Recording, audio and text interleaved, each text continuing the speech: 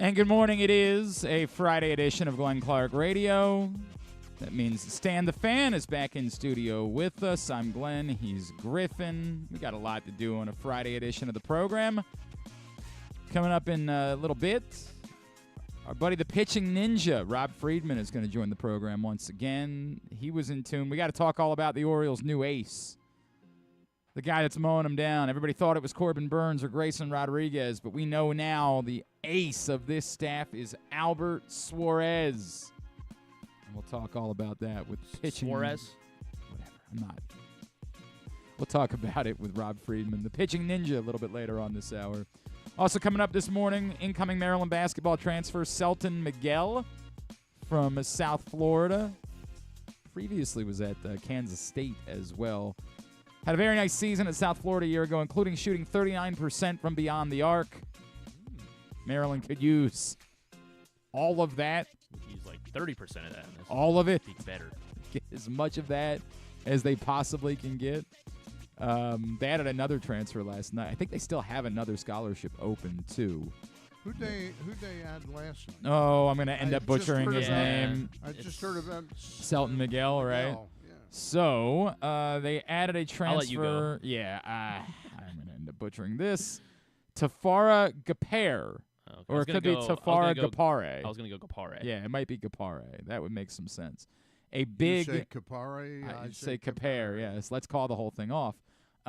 This is a big from Georgia Tech that they added last night. So they've added 4 via the transfer portal plus 2 freshmen, but I do believe they still have 1 scholarship available. So I don't know that Ian Martinez, for example, is out of the conversation. I do not believe he's officially landed elsewhere yet, so I do still think that could be a possibility, but I believe that Maryland is down to their final scholarship at this point, unless somebody else decides to depart. So, and who knows? That could happen at any moment. But we'll meet Selton Miguel, a connection there. He is the cousin of former Terp Bruno Fernando, and that apparently played some sort of role in his decision to choose to transfer to the University of Maryland. Probably told him that there's some great steak sub places at College Park. Is that what you think it was? It wow, I didn't realize. It's interesting. Didn't Fernando played for Mark Turgeon? He did, He yes. Did not play for Kevin Willard, but yet they're helping out the program. Steak subs. You're convinced of the steak subs. Convinced it's steak. Do you have a steak sub joint in College Park that you There used to be one when I went there. Really? Like in 1969. Well, things haven't changed all that much, have they? Hell, things have changed. I was in College Park to do a lacrosse game recently, and I'm driving down Route 1, and I'm like, what is all of this? Like, this is wild, the way that it's changed even in the last 5 to 10 years. And this morning, we will, a little bit later on, we'll preview the Royals. Of course, Orioles and Royals get underway, 3-game series tonight. The red-hot Royals, who look very legitimate. Speaking of Maryland, Jake Eisenberg is one of the play-by-play voices of the Royals, and he is a former Terp himself. So we will catch up with him a little bit later on as well. So all that coming up here on a Friday edition of the program. Plus, we'll do This Week in the Rest of Baseball and more. They still play at Cole Fieldhouse, right? Yes, The exactly Terps? right. I mean, Richie it's been years Coliseum. since Actually. Are they back at Richie? Back at Richie. Back there. Today's show is brought to you by Atman's Deli. Of course, everything you love about the original Atman's Deli, but now at the new location in Harbor Point. They've got a bar. That's right. They've got a bar on top of. I was in that bar the other day. Yeah? Yeah.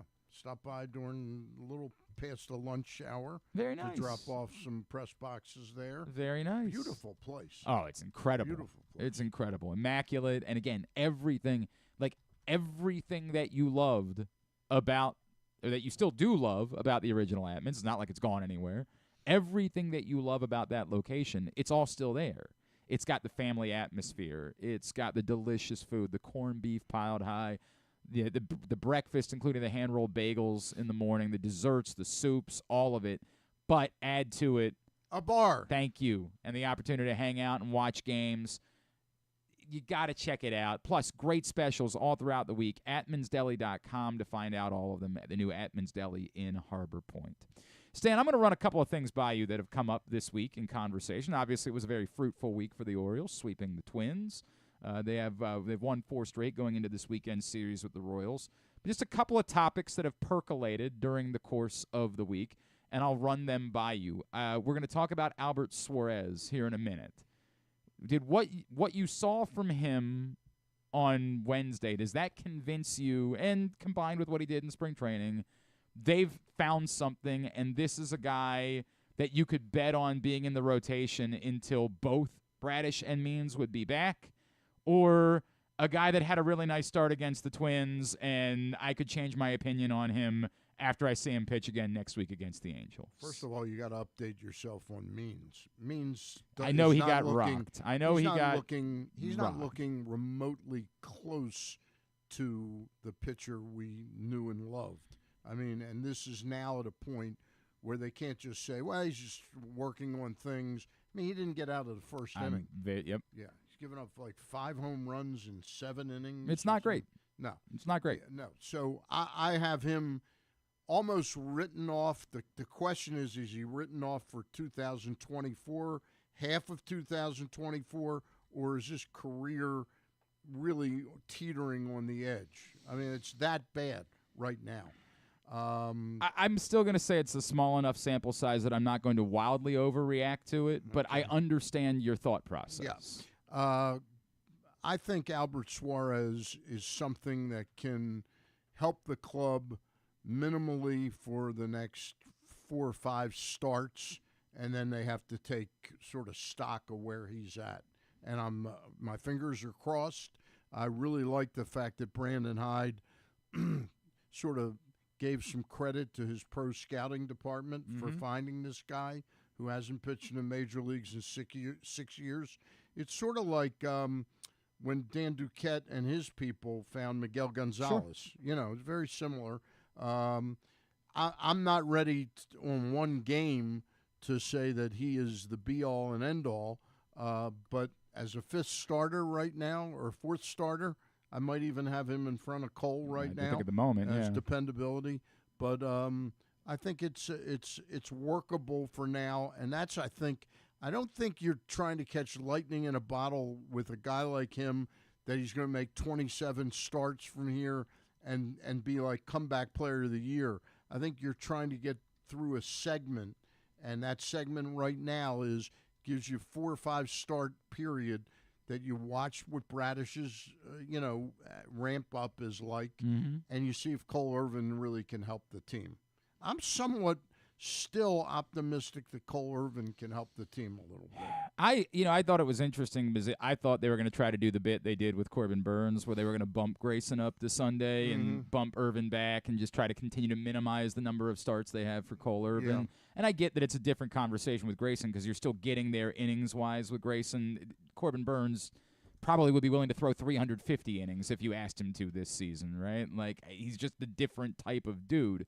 So when they pulled Grayson after 87 pitches the other night, there was really your process was, hey, well, they're thinking about they're thinking about having him turn around in 5 days and start again. So I was a little surprised the combination of pulling him at 87 and then not announcing him as the Sunday starter and sticking with Irvin. To the point, I do wonder if in their mind they're operating with what Suarez could do is allow us to put Tyler Wells back in the bullpen when he returns from this stint on the injured list, that really is going to be his home. Yeah, I left him out of the equation, and it's too. I argued for a year and a half about DL. I argued for about 2.5 years that DL Hall was a reliever. Our interviews with John Smoltz and Kyle Gibson got me. I'm saying those guys are pretty smart. Right. And I went off of what I said, that it's not Tyler Wells' stuff that concerns me as a starting pitcher. It's his ability to stay healthy, and I feel vindicated, and I'm back on that. But I don't think the club has necessarily made the determination he can't start at all. I don't know that it's that he can't start as much as I think it might be a case of, hey, if everybody was healthy and available to us, he wasn't going to be a starter for us this season. Correct. And if Suarez does settle in, and he might have been as good as the number 2 guy behind Kimbrel. Maybe, yeah. In other words, pecking order, Right. maybe above Cano. Wow. For an eighth inning guy. Wow. Yeah. I don't think it would have necessarily started off that way. Yeah. But yeah. I think he's. No, I think he would have when been. you factor in what he looked like as a relief Sure. pitcher 3 years Sure. ago, I think he could have been a regarded late inning reliever. I absolutely agree with that. So in their mind, it might now be, hey, if this allows us to move Wells to the bullpen to keep Suarez in the rotation, then Irvin's spot could be potentially the one that's taken by Bradish, or it could sort of be a competition at that point between Suarez and Irvin. Who is more helpful to us at the moment? You get to be the number 5 starter when Bradish returns. And I guess we should still say if, although he looked obviously very good in his first rehab start this week in Bowie. So hopefully I'm still crossing my fingers when it comes to Kyle Bradish because all of this still makes me feel a little bit, hinky. But, it could be that that's what allows it to do. Who was the guy I just read about last year? I feel like it's somebody – it's not only the Orioles, but somebody that it's Tristan McKenzie. Okay. With the Indians. He had a slight UCL tear, and he opted not to have surgery, and he's back this year healthy but not pitching well. And he's questioning whether he should have had the surgery. At any moment, I feel like there could be – he goes out next week, he throws again. He just doesn't like the way that he feels, and there could be another opinion. I'm just I'm saying when, but it really still to me is if. Like this is still found money to me when it comes to Kyle Bradish if he ends up pitching for the Orioles. Correct. I was at the game on Wednesday, and in the midst of all of the celebration of Cedric Mullins' walk-off home run, I had a friend who was very kind, saw me at the game, and said, "Hey, I'm in a suite. Come sit with me in the suite." And David Rubenstein? It was not David Rubenstein. It was you know what? I can say who it is because it's a friend of ours on the show. Delegate Mike Griffith, who has always been a friend of this program and represents Harford and Cecil counties. And Delegate Griffith, in his civilian job, was in a suite and saw me at the game and said, "Hey, why don't you come up and sit with us in the suite?" And they did a group of people, some clients. And someone that I had been talking with, Glenn Clark, folks, the man of the people. Man of the people. Well, you don't know the real reason why I was invited into the suite, Stan, is because my date at the game on Wednesday was Tyus Bowser. And so he saw the two of us and said, "Hey, Glenn, if you want to come up too, that'll be just fine." So thank you for giving full disclosure. Yeah, I mean, it wasn't about me. You actually said to Tyus, "Let's sit down here." Correct. And Tyus was the one that said, "I don't really want to." In fairness, when you're Tyus' size, you're always in somebody's way. It actually kind of is pleasant to go sit in the suite. The point is, I was there, and somebody, as we were in the midst of the celebration, somebody said to me, "This is cool." But then he looked and said, "Do you worry at all that they're a little too reliant on home runs right now?" And it was something that I hadn't thought about at all. And I presented it yesterday without having any data to work with. But I would say there have been a number of times this season where it's felt like, hey, this would be a good spot to maybe start running, to maybe send someone from first base or be aggressive on the base paths. And it has felt, and this is just a feel thing for me, again, I'm not backing this up or trying to present it as fact, it has felt like maybe they've been a little more reluctant to be aggressive this season the way that they had been the past couple of seasons because, hey, we trust the hitters in this lineup so much that we don't want to create any additional outs. Have you felt any of that as you have watched this team this season? And then I would add, would it be a problem if you did? I would definitely say that the running has been our speed game has been almost non-existent to this point.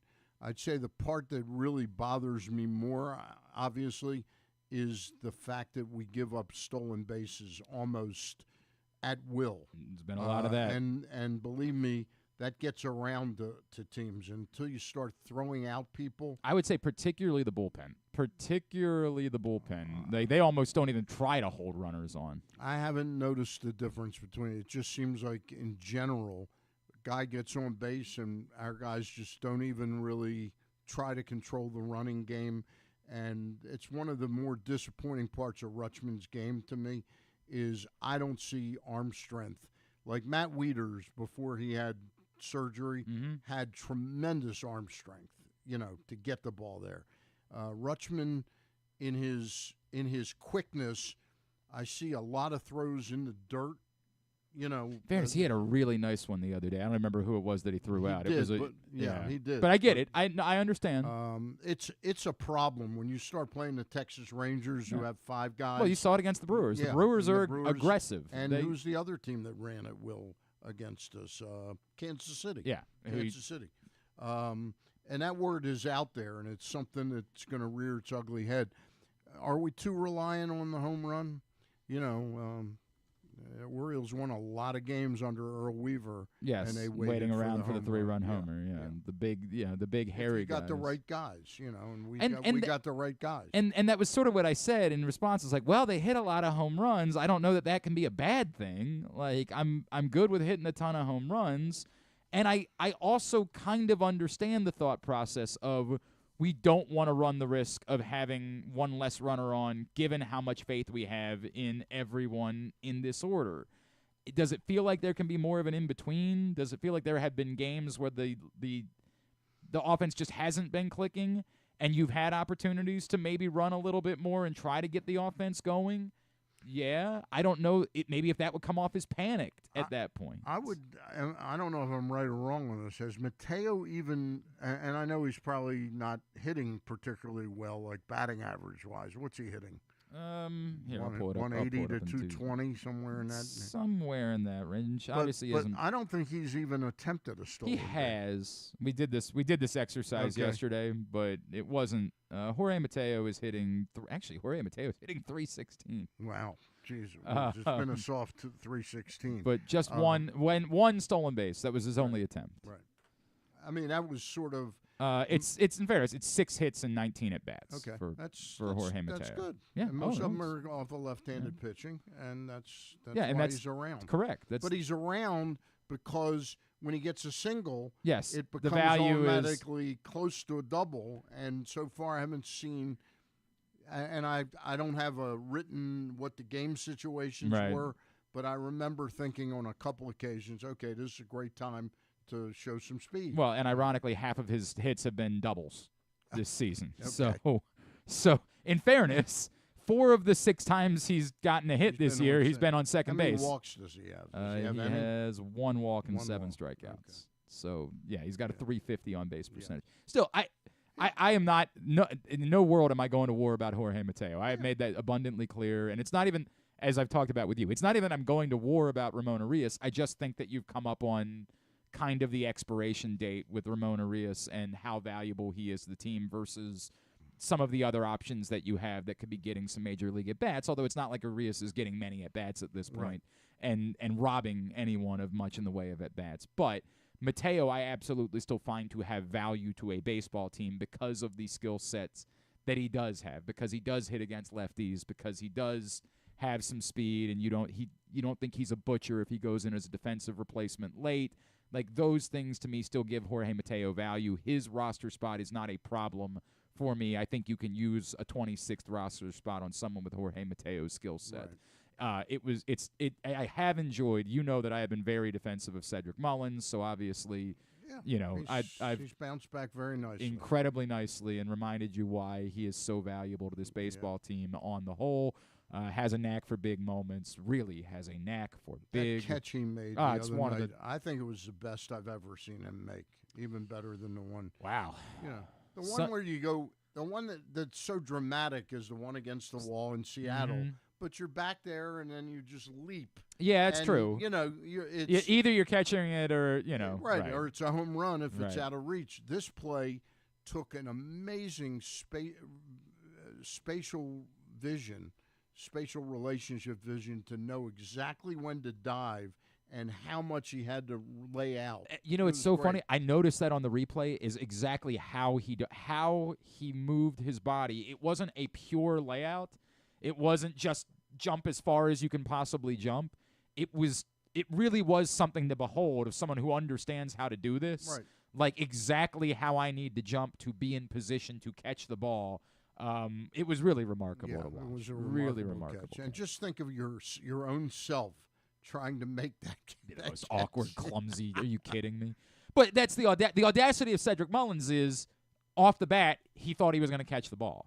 That's the audacity and the value of Cedric Mullins and the ground that he covers. And we were diving into this on Baseball Savant the other day, is that anytime you want to bring up Cedric Mullins' arm, and I get it, like Cedric Mullins does not have a good arm, but he covers such an insane amount of ground in center field that he is still a wildly plus defensive player overall, despite the fact that he doesn't have an arm. That's how bonkers it is, the ground that he covers in the outfield and what he's capable of doing, and how he genuinely believed he was going to make that play and it wasn't going to turn into a triple because he was going to miss it and it was going to get away from him. And that's just the incredible value of Cedric Mullins.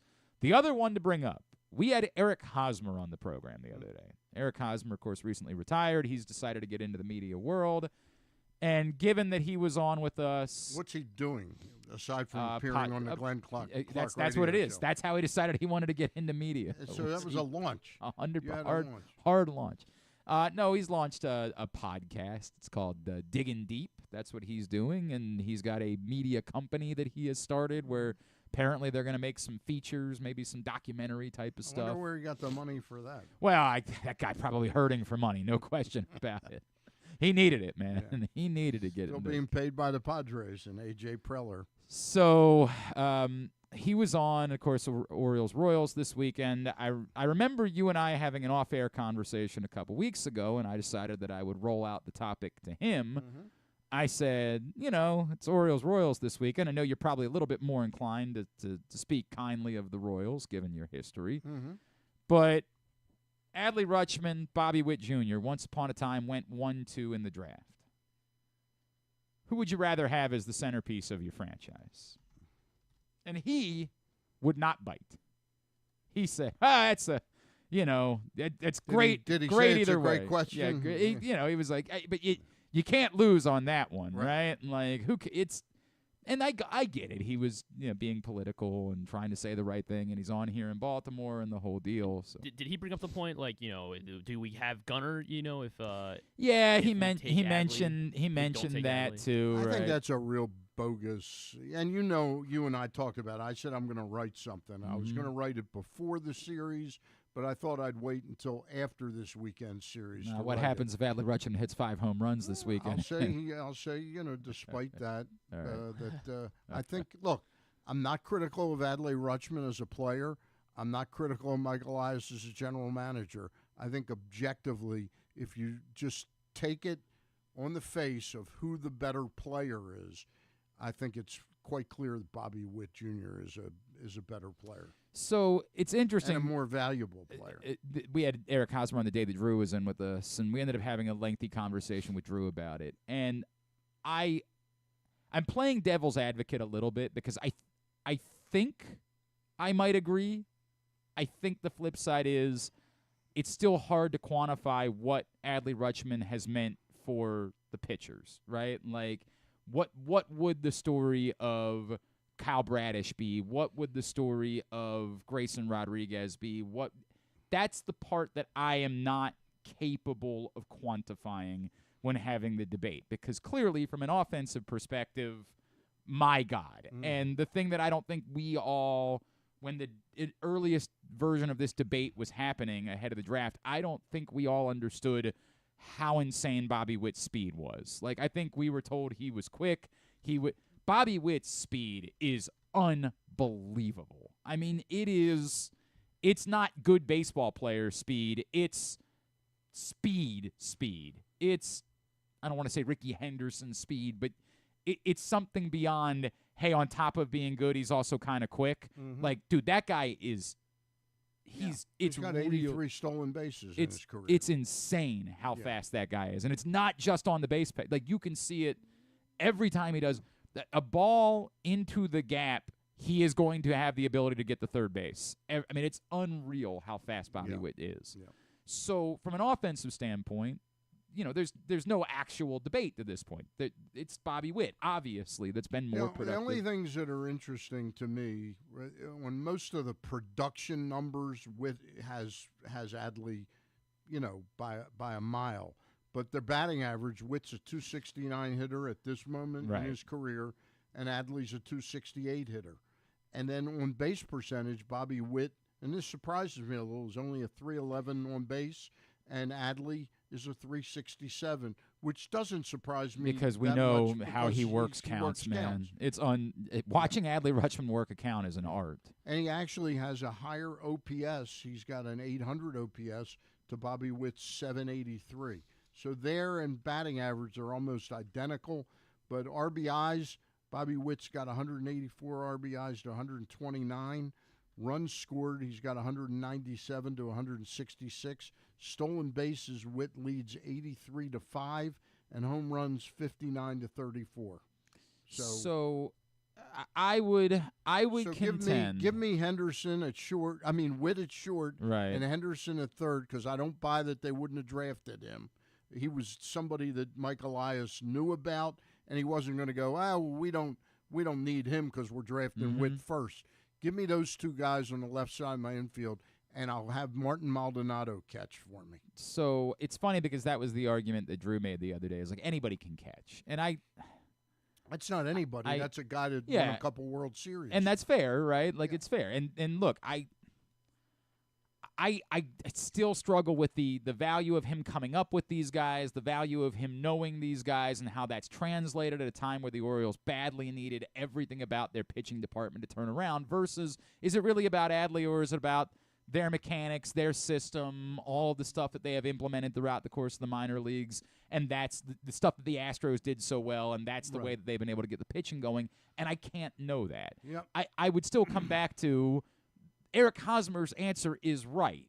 Like, even if by a slight margin you would say, hey, I think it might be Witt, it's not like you missed with Adley Rutschman. Adley Rutschman has truly been the caliber. He's not a miss. Yeah, it's just a simple question. Who is the better baseball player?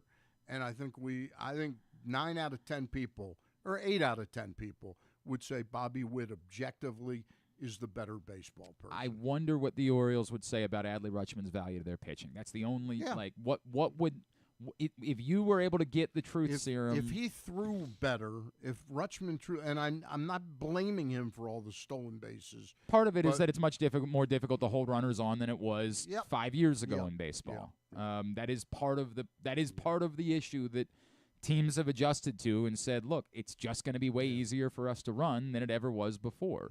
But yeah, I hear you. I mean, I get it.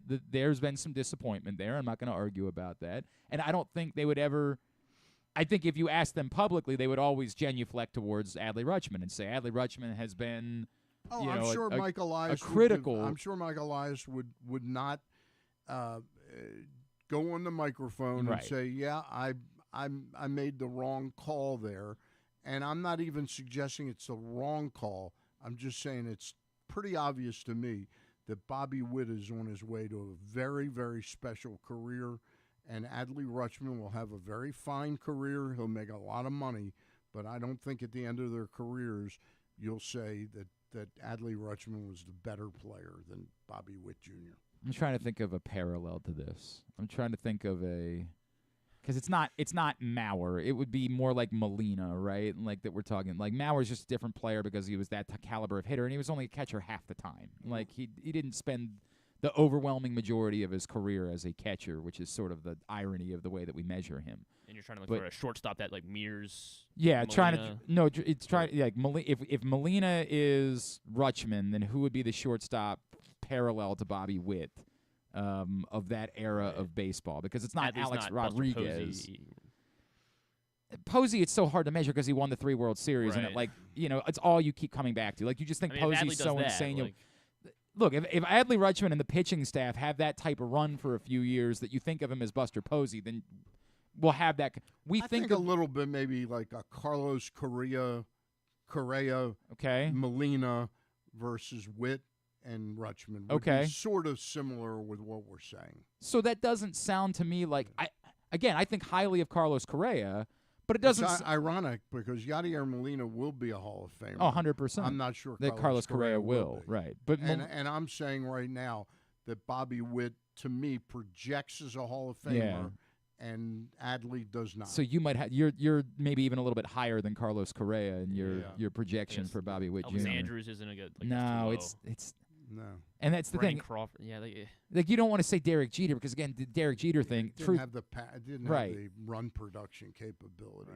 A-Rod, like. No, it's too reliant on the home runs, right? Like, and that's just not what Bobby Witt's going to be. Right. There isn't. The speed factor is it's really an X factor. It really is so wild when you try to talk about what Bobby Witt Jr. is. I mean, he has 83 stolen bases in nuts. one year plus 2 months. And what did he play? 1 month the previous season or something like that? And yes, we also understand. Lindor, maybe. Who? Lindor. Lindor. That might be a. Lindor it might be a little faded bit so badly though. It's crazy, right? It really is crazy how that's happened. There was somebody else that was brought up to me. Oh, have you looked at somebody brought up put up Marcell Ozuna's Baseball Savant the other day? It was going around on Twitter. He's like unreal the last He 2 hits the ball years. hard a lot. It's nuts. He had like how many? He had like over 40 home runs last year. I think. Up Marcell Ozuna I was now. like stunned when I said he's got 8 already this year. But he's gone. He's also flipped the opposite way speed wise, right? Like it's almost become like a Barry Bonds thing, Right. Where at the beginning of his career, it was all about on base. You've become so important run production wise that they don't even want you running. Don't take a chance. Don't do that. Don't do that. Look, we will look forward to what it is that you end up writing about this topic. Yep. I don't think I'm sure it'll piss some people off when you write about it. I understand the point that you're making, and I don't think it's intended to be disparaging towards Adley Rutschman. No, it's not in meant any to way. be. It's meant to be like just objectify who, objectively who's the better player. Hey, the best high school sports coverage in the state of Maryland can be found at County Sports Zone. That's countysports.zone. It's all brought to you by your local Toyota dealer and buyatoyota.com. Scores, schedules, rankings. You can play pick 'em all at countysports.zone. We had the opportunity to meet our next guest a year ago, and I have always enjoyed his content, and I happen to notice that he seemed to be in tune with what Albert Suarez was doing on Wednesday in his first start for the Baltimore Orioles. What do we make of it? It seemed like a miracle as we were watching it unfold on Wednesday. Joining us now, he is the pitching ninja. He is Rob Friedman, and he's with us here on GCR. Rob, it's Glenn and Stan in Baltimore. It's great to chat with you again, man. Thank you for taking the time for us this morning. Oh, my pleasure. It's always great to be with y'all. Rob, I use the word miracle to describe it. You tell me what you saw in watching Albert Suarez, because I think a lot of us were kind of snickering when the announcement was made, like, all right, they're trying to get through a start, and then they'll figure out what they're doing after that. But, my God, this guy looked completely legitimate. He did look legitimate. He looked legitimate in spring training, too, because he jumped out at me. Then I had a number of Orioles fans contact me and say, what is up with Suarez? He's like a dream come true. And I'm like, yeah, he kind of is. I mean, I think he is. He's legit got a role with the team. Let me just ask you a question. He has a great spring, and then when I looked up his numbers post results of Wednesday when he had the great outing in the majors, his minor league numbers at Norfolk were like a 5.8 ERA. What happened there, do you think? Yeah, sometimes it's tough. I mean, like, you can have all the stuff in the world and various things happen to you. I care more about stuff than I do necessarily results in minor league play. I was just looking at, for example, Jared Jones is tearing it up, had like a 4.6 in AAA last year. And, I just take him with a grain of salt. What is it that you're seeing in Suarez's stuff? Like, what jumped out at you most as you were watching that on Wednesday? I thought his fastball played really well, and his curveball to me looked nasty as well. He just paired things up well, good confidence, and was electric. So he's going to win the Cy Young. That's the way it is. It's going to be him Without versus doubt. Corbin Burnes. Clearly, forget about Corbin Burnes. Forget about Grayson Rodriguez. It is all about Albert Suarez. You know, it was interesting. One of the writers, and I don't know who it was because I wasn't in the press room the other day, but I was watching it on Masson, said, well, with Tyler Wells out, do you think he could start again? And he barely got the question out. And Brandon Hyde said, he's going to start again. Yes, correct. Right. There is. Go ahead. It's a no-brainer. You have to ride it for all it's worth. And again, they're legit signs. It's not like he was being crafty out there. I mean, he is legit good stuff. Ride him while he's got the confidence and see where he can take you. I want to talk about a bunch of guys with you, and obviously Suarez is exciting to us. Look, the Corbin Burnes thing has been almost better than advertised somehow, right? Like we had high expectations for him, and yet, my God, he's even more than that. With maybe the exception of his start against the Brewers, but the Brewers were rocking everyone, and he still was able to battle in that start. What is it that makes Corbin Burnes so special, Rob? Like, why, from a stuff standpoint, why is he so different? We know the mentality stands out. Like, he made a joke, like, I think I have an advantage against everybody. Like, we know that he's just got a different type of temperament. But as a pitcher, what makes Corbin Burnes so special? I'm glad you pointed out the temperament because that's 100% true. He's got a unique confidence about him. It cracks me up. I don't know if you've noticed, I put something out there about him catching fly balls and how he's like a fly ball psychopath, where if there's a ball in the air, he's going to do something weird and try to either catch it or is that true? Joke around. He's a great teammate, but the stuff is just amazing. I mean, his cutter is one of the best pitches in baseball, but it's not necessarily his best pitch. He gets a ton of swings and misses on all his breaking stuff, and then his changeup is underrated too. Like, he's got the stuff, the mentality, the command, everything put together to be the best pitcher in baseball. Rob, we've only seen him here, a little bit of spring training and 4 starts, I think, or maybe it's 5 now. But one of the things that impresses me, I think he's the closest thing to Verlander I've seen in his ability to ramp it up. Like, in other words, you think he's throwing hard innings 1 through 4, and then all of a sudden it's the 6th, and he needs something 2 miles an hour faster. He's got that in his back pocket. That's a unique thing that I don't see with many pitchers. I agree. I think you can watch his mechanics. He is far from a max effort guy. Yep. He's got a lot in there. He's a strong dude, a good athlete. And not only does he get the velo out of it, he's bumping up the velo, but when you watch what that 97 miles an hour actually does on the way to the plate, it's got wicked movement. He can go both ways with it. He can sink it or cut it and throw it in the same tunnel. So as a hitter, especially when he throws that cutter back door, he also can throw a sinker off that'll get a swing and miss. So as a hitter, you're torn between taking a pitch that may run off the plate, or if you take the cutter, you may be going back to the dugout with a backwards K. So he's really good at mixing and matching his pitches. Just a pro's pro. I view him. So I made the comp of him with like almost a Greg Maddux 2.0 too, with the way he can move his pitches and command the zone. Like, he is not afraid to fill up the zone. Well, you and I are, I don't know, I'm 72 years old, so I'm an old timer. But I think you're old enough to know that I think he throws a heavy ball. That's not a term you hear a lot, but I think it's hard to really square him up. It's like you put the bat on it and it's more like a thud rather than heavy contact. Yeah, I think that's fair, and I think that's exactly what I was going for with the, again, there's only one Greg Maddux type guy, but the ability to cut it and get the ball off the barrel is huge. He's not just a K guy. He's also able to, let folks put the ball in play and get weak contact. Yeah, well, you're talking about a maestro in Maddux. Well, and he's also an artist in knowing exactly where the strike zone is. Like, there is just nothing, like, he knows exactly what's being called, and he is going to dot it and paint it. If it's 3 inches lower than you expect it to be, he's living. It's awesome to watch him. Rob Friedman, the pitching ninja, with us here on GCR. Rob, I remember there being a story that popped up in spring training about some stuff that Cole Irvin had gotten from you and from watching your content and maybe some conversations. And we were all really excited about seeing these new pitches, and we had talked to Cole about them, and there were some good results early on in spring training that were really encouraging, and it just hasn't translated yet this season as far as the stuff itself is concerned. Again, the results maybe not great. are you still encouraged by what you've seen from Cole Irvin, that you think it's going to click? What have you noticed, and can you take us through a little bit about, what that relationship was like and how you guys got connected?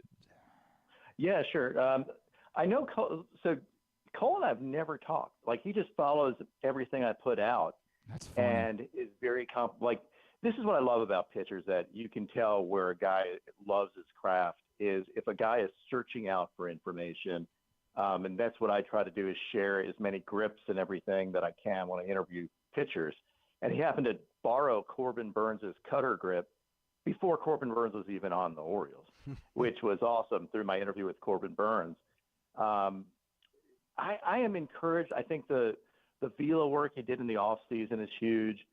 He's got good command of the zone typically. I've been telling folks, early season results are always random. Anybody can have a couple of stinkers. Anybody, just don't panic. Cole Irvin is a pretty low heartbeat guy, smart pitcher. I expect what you've seen out of him in the past few starts is not what he will finish at. I think he'll be a valuable piece. I kind of tend to agree with you. I was really impressed with him his 2 full seasons in Oakland. He was an innings eater, and most of the time, if he wasn't pitching against a powerhouse team like Houston, he kept you in games for 6 and 7 innings. Yep, 100%. That's what you're getting with him. He's not going to be like in fairness, he's not Kyle Bradish, but he's Cole Irvin, and you need guys in a rotation that are going to eat up innings like that. Can I ask about, you bring up Kyle Bradish. We were talking about it a little bit earlier on. I'm still trepidatious, right?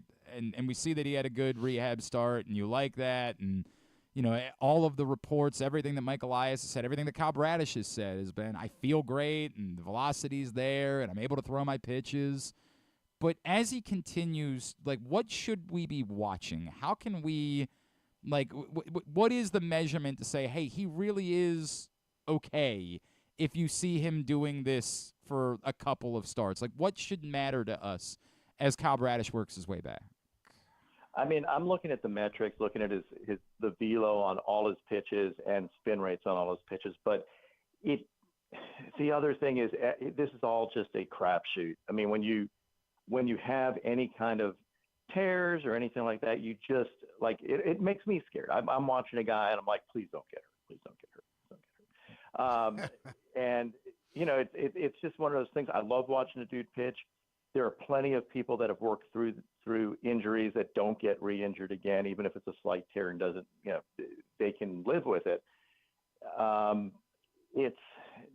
There's really nothing other than get him out there, hold your breath, and hope for the best, because when he's out there, he's electric, and it just makes that staff that much nastier. Boy, would it be nice to have him back. Boy, would it be nice if that were to be the way that it were to go. I don't know. It might be asking too much, because I know that you pay attention to literally every pitcher, but every pitcher almost is too much of an ask. Stan came back from spring training and was raving to me about Orioles reliever Keegan Aiken. And I said, all right, Stan, I mean, okay, let me see it. And he has been off to a phenomenal start to the season. Is there any chance that you have spent even a minute looking at Keegan Aiken, the Orioles reliever? I mean, I look at him. He's not a guy that I follow every time he's Understandably. out there, but I've featured him before. Okay. Yeah, I mean, he's Keegan Aiken. He's not Grayson Rodriguez, right. But he's still good. Correct. Is there anything that you've noticed that you said, hey, here's how this really is wild to me, how much of a jump that he has seemed to take in this season? I think he's healthy. I think he really was not healthy last year. I think that's fair. You're seeing a better whiff rate on his fastball this year. I mean, that's been up. I don't see much of a change, but hitters, again, small sample size. It's really hard to tell. He's a valuable piece. Is he going to be a piece you build everything around? No, but is he going to be a piece that's going to help you guys win? Yeah. I mean, I think he's valuable. I've always liked the way he throws, but he's definitely been, I don't know, he may be pitching a little bit over his head, or this may be where he is. The other question I have is for teams that might be looking for bullpen help this summer, how much is everybody going to end up throwing at to try to get Mason Miller from the Athletics? Because, my God, that just looks absolutely filthy. Unhittable. Now you're Unhittable. Yeah. So this is the dude that I drop everything I have going, no matter what I'm doing. I could be out at dinner. I was out at a bar around the corner the other day, and I saw Mason Miller come in. I'm like, I'm going back home. Wow. Because I need to be in front of something while he's pitching. He's the most electric pitcher in baseball right now. Everybody should throw everything at him because he's a difference maker. Kid, his command's been good. His stuff is incredible. Like, it's just 104 and sliders that are just cartoon-like. Yeah, everybody's going to throw. I mean, it's going to be a bidding war for that dude. If I have time, I have a fantasy team, which is absolutely awful, but I am kind of proud of some of the pitchers I have. Give me a thumbnail sketch of Ronel Blanco, Alex Marsh, Bailey Ober, and J.P. Sears. They all fall in that same category of kind of guys that just get it done. Blanco has really impressed me with his changeup has been really good. Obviously no one's going to keep throwing like he threw, but that's a heck of a pickup. Yeah. But they all have craft going for them. Ober's got a nasty changeup, and out of a 6'9" dude, his stuff plays up a little bit. J.P. Sears to me is all about confidence. Like, he's a guy that probably not a lot of people follow, but I follow him because I like the confidence he pitches with. I think he's also got not stuff that jumps off the page. He doesn't throw too slow, but he's also not somebody that you're saying, oh my God, this guy's ridiculous. But he just gets it done because of his confidence level, and he fills up the zone. And Marsh, because we're facing him tonight here in Baltimore. You like him? Former number one pick by the Royals. Yeah, he's a very solid pitcher. I think he's had a couple of good outings. Again, not a household name, but a guy that is a very solid pitcher. At Pitching Ninja, of course, Great on Twitter. stuff. Like, you don't know that. And Rob, what else can we plug for you, man? Oh, no, I have a pretty cool baseball podcast that we just started called Baseball Dojo. We've interviewed a ton of guys. Cole Reagans, had Roger Clemens on, have Jared Jones on this week, Tarek Skubal. So got a bunch of good folks. I'm trying to get Grayson Rodriguez. I got to figure out how to contact him, how to track him down. Well, he's off to a heck of a start. So if it doesn't go well after that, then we're going to blame you. Is the way that it's going to go. Leave that man alone if it ends up going the other way. No, it's and of course on YouTube at Pitching Ninja Videos. You can find all of that great content. Rob, always appreciate it, man. Thank you for taking the time for us. We'd love to chat again down the road. Thanks for having me on, guys. Rob Friedman, the Pitching Ninja, with us here. He's really a terrific guest. Yeah, he's great. Really He's nice. great. And his content is outstanding and makes you pay a little bit more attention to maybe some, I don't play fantasy baseball like you, so to recognize what I discovered Mason Miller because of Rob Friedman, because Lord knows I would not be watching the Oakland Athletics otherwise. That would not be occurring. But you know what? Not comparing that Tyler Wells has his stuff. Right. But he has now evolved into a closer. Yes. Because the A's were smart enough to say, this guy is so valuable an inning at a time because it could be the difference between winning and losing, and they kind of scratched him as a starting potential guy. And I think the Orioles would be wise to follow that with Tyler Wells. I felt like that was where it was headed, and I get it. Yeah. They had a need, but if Suarez continues to pitch well, I think it might present that opportunity. But that's, again, an if Suarez continues to pitch well, that might present that opportunity for them to put Wells back in the bullpen. All right. It is a Friday edition of the show. Stay on the Fan. Charles is here. We still have a lot to do on the program today. In about 10 minutes, who do we have? Selton Miguel is going to join us next. Incoming Maryland basketball transfer will be with us at the top of the hour. I thought he played for the Celtics. No, but Selton Selton's Miguel. for the Celtics. Selton, no, it's just Selton Miguel, and we will chat with him. Also, after that, we will get into this week in the rest of baseball and catch up on what's been going on this week. So all of that coming up here on a Friday edition of GCR.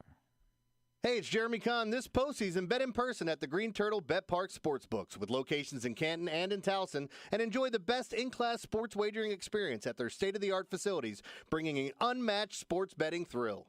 Gambling can be a fun and entertaining experience, but there are risks involved. If you're planning on betting on the game at the casino or on your phone or computer, know your limit, stay within it. Set a budget and a time to stop. Remember, gambling isn't a financial solution, and it doesn't mix well with alcohol or drugs. Know the risks and have a plan before you begin gambling. For free and confidential services, call 1-800-GAMBLER 24/7 or go to helpmygamblingproblem.org. Discover one of Baltimore's hidden gems at Guilford Hall Brewery. Enjoy dinner in our spacious brew pub, sip a signature cocktail in our outdoor, dog-friendly beer garden, or take a tour of our brewery. Discover your new favorite local craft beer. From crisp lagers to hoppy ales, there's something for everyone to enjoy. Pair your brew with delicious appetizers and entrees. There are options for the whole family, but you have to try our fan-favorite giant pretzel. Guilford Hall Brewery, where every sip is a celebration. Visit us online at guilfordhall.com. Make the most out of every day in your Toyota RAV4. Available in hybrid or gas-only models. A RAV4 can get you where you want to go in style. Check out buyatoyota.com for deals on new RAV4s from your local Toyota dealer today. The drug scene in Maryland is changing.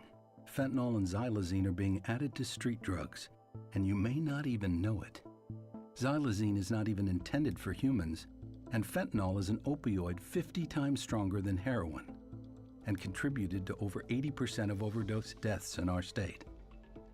Anyone who uses drugs, even occasionally, is at risk of overdose. To learn more, visit stopoverdose.maryland.gov or call or text 988. Oh, honey, we better stop for gas soon. Let's pull into that Royal Farms. Ugh, gas is so expensive. Nope, it'll be cheaper than you think. Why's that? I signed up for Rofo Pay on the Royal Farms app. Now we save 15 cents per gallon at all Royal Farms. Wow, that'll save us a ton of money. I love you more every day. Well then, don't get a speeding ticket this trip, okay? Sign up for Rofo Rewards and upgrade to Rofo Pay and save 15 cents a gallon on gas for a limited time. Real fresh, real fast. Royal Farms. Craving that classic New York deli experience? Look no further than the new Atman's Deli in Baltimore's Harbor Point. Corned beef piled high, hand-rolled bagels, and something different. A bar! Atman's has food and drink specials every day. Now open for breakfast, lunch, and dinner. Dine in, grab takeout, or hang out at the bar for the next O's game. Atman's Deli, an authentic taste of Baltimore tradition since 1915. Find us at Harbor Point or visit atmansdeli.com. What company has the expertise to make your home healthier by purifying your air and killing all viruses, allergens, and bacteria? A.J. Michaels, Heating and Air Conditioning in Baltimore and Annapolis. AJMichaels.com. Hungry? With 7 locations throughout Maryland, Glory Days Grill is always right around the corner. They have wings, burgers, salads, sandwiches, and drinks to satisfy everyone, as well as tons of televisions and sound delivered right to your phone. Glory Days is the best place to watch football or whatever your favorite sport is. While you're there, be sure to check out Goose Flights Lager, named in honor of legendary Raven Tony Goose Siragusa. $2 of every can is donated to the Goose Flights Foundation. Glory Days Grill. Great food, good sports.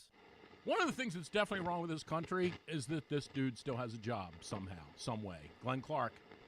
Back in here on a Friday edition of the program. Stan the Fan Charles is in studio with us. Today's show is brought to you by Ruth's Chris. You want to do the sizzle, Stan? You want to give me a little? That's what it sounds like when they're bringing you your steak at Ruth's Chris. You can hear the sizzle of the plate. Whether you are celebrating a special milestone, entertaining clients, or just enjoying a lovely and well-deserved night out, allow Ruth's Chris to prove to you why they have been the preeminent name in steak since 1965. It's the hospitality. It's the quality of the steak. It's the service. It's all of it. RuthsChris.com to make your reservation today. Stan, the last time you and I had talked, you had not yet watched the finale of Curb? Can I assume that you did Yes. sit down and watch it? Yeah. How'd you feel? I felt pretty satisfied. Okay. I dreaded watching the last episode because it's over. Because it's over. Right. I thought it was very well done. And I, at first when Seinfeld showed up, but there was so much discussion about the Seinfeld ending. What was that, about 10, 12 years ago now? Way more than that, Stan. 15? Oh, keep going. Really? What year was that? It was before the millennium. It was in the 90s? Yeah, it was in like 90. I'll pull up exactly what day. It was, I want to say 99, but I'll find out. You know what's funny, not to get off on a different track? The other day, my cousin... 98, sorry. May 14th, 1998. My cousin Ron Matz. Yes. He's on Twitter all the time. So he says to me, today is the anniversary of the death of Sam Kinison. Oh, okay. So I said, what's he been dead like, about 9 years? How about since 1992? Mm-hmm. 36 years ago, on April 14th, he died in a car accident. Jeez. On his way to a show in some city outside Vegas by maybe an hour and a half. For those of a younger age, legendary kind of shock comedian Sam Kinison. Yeah. I mean, it's weird when people die or not die, like the Seinfeld, like you're thinking back to something. Mm-hmm. It always seems closer than it actually was. I get that. Yeah. I told you I didn't. That bummed me. I don't care enough about. This is the weird part about me. Seinfeld to me was fine. I never loved Seinfeld the way that some people love Seinfeld. I enjoy it if it's on in the background. It's not like I think it's a bad show. I just don't think it was so dramatically better than every other comedy the way that it was treated by society on the whole. So I didn't need revisiting Seinfeld. And I get it. The argument is, hey, that's part of Larry's story, and he's dealt with that for the last, I guess now 26 years, and so like it always had to go this way. I get it. I understand. It's just not what I wanted. That's sort of where I am. Now, I didn't think it was a bad finale. I don't want to make that abundantly clear.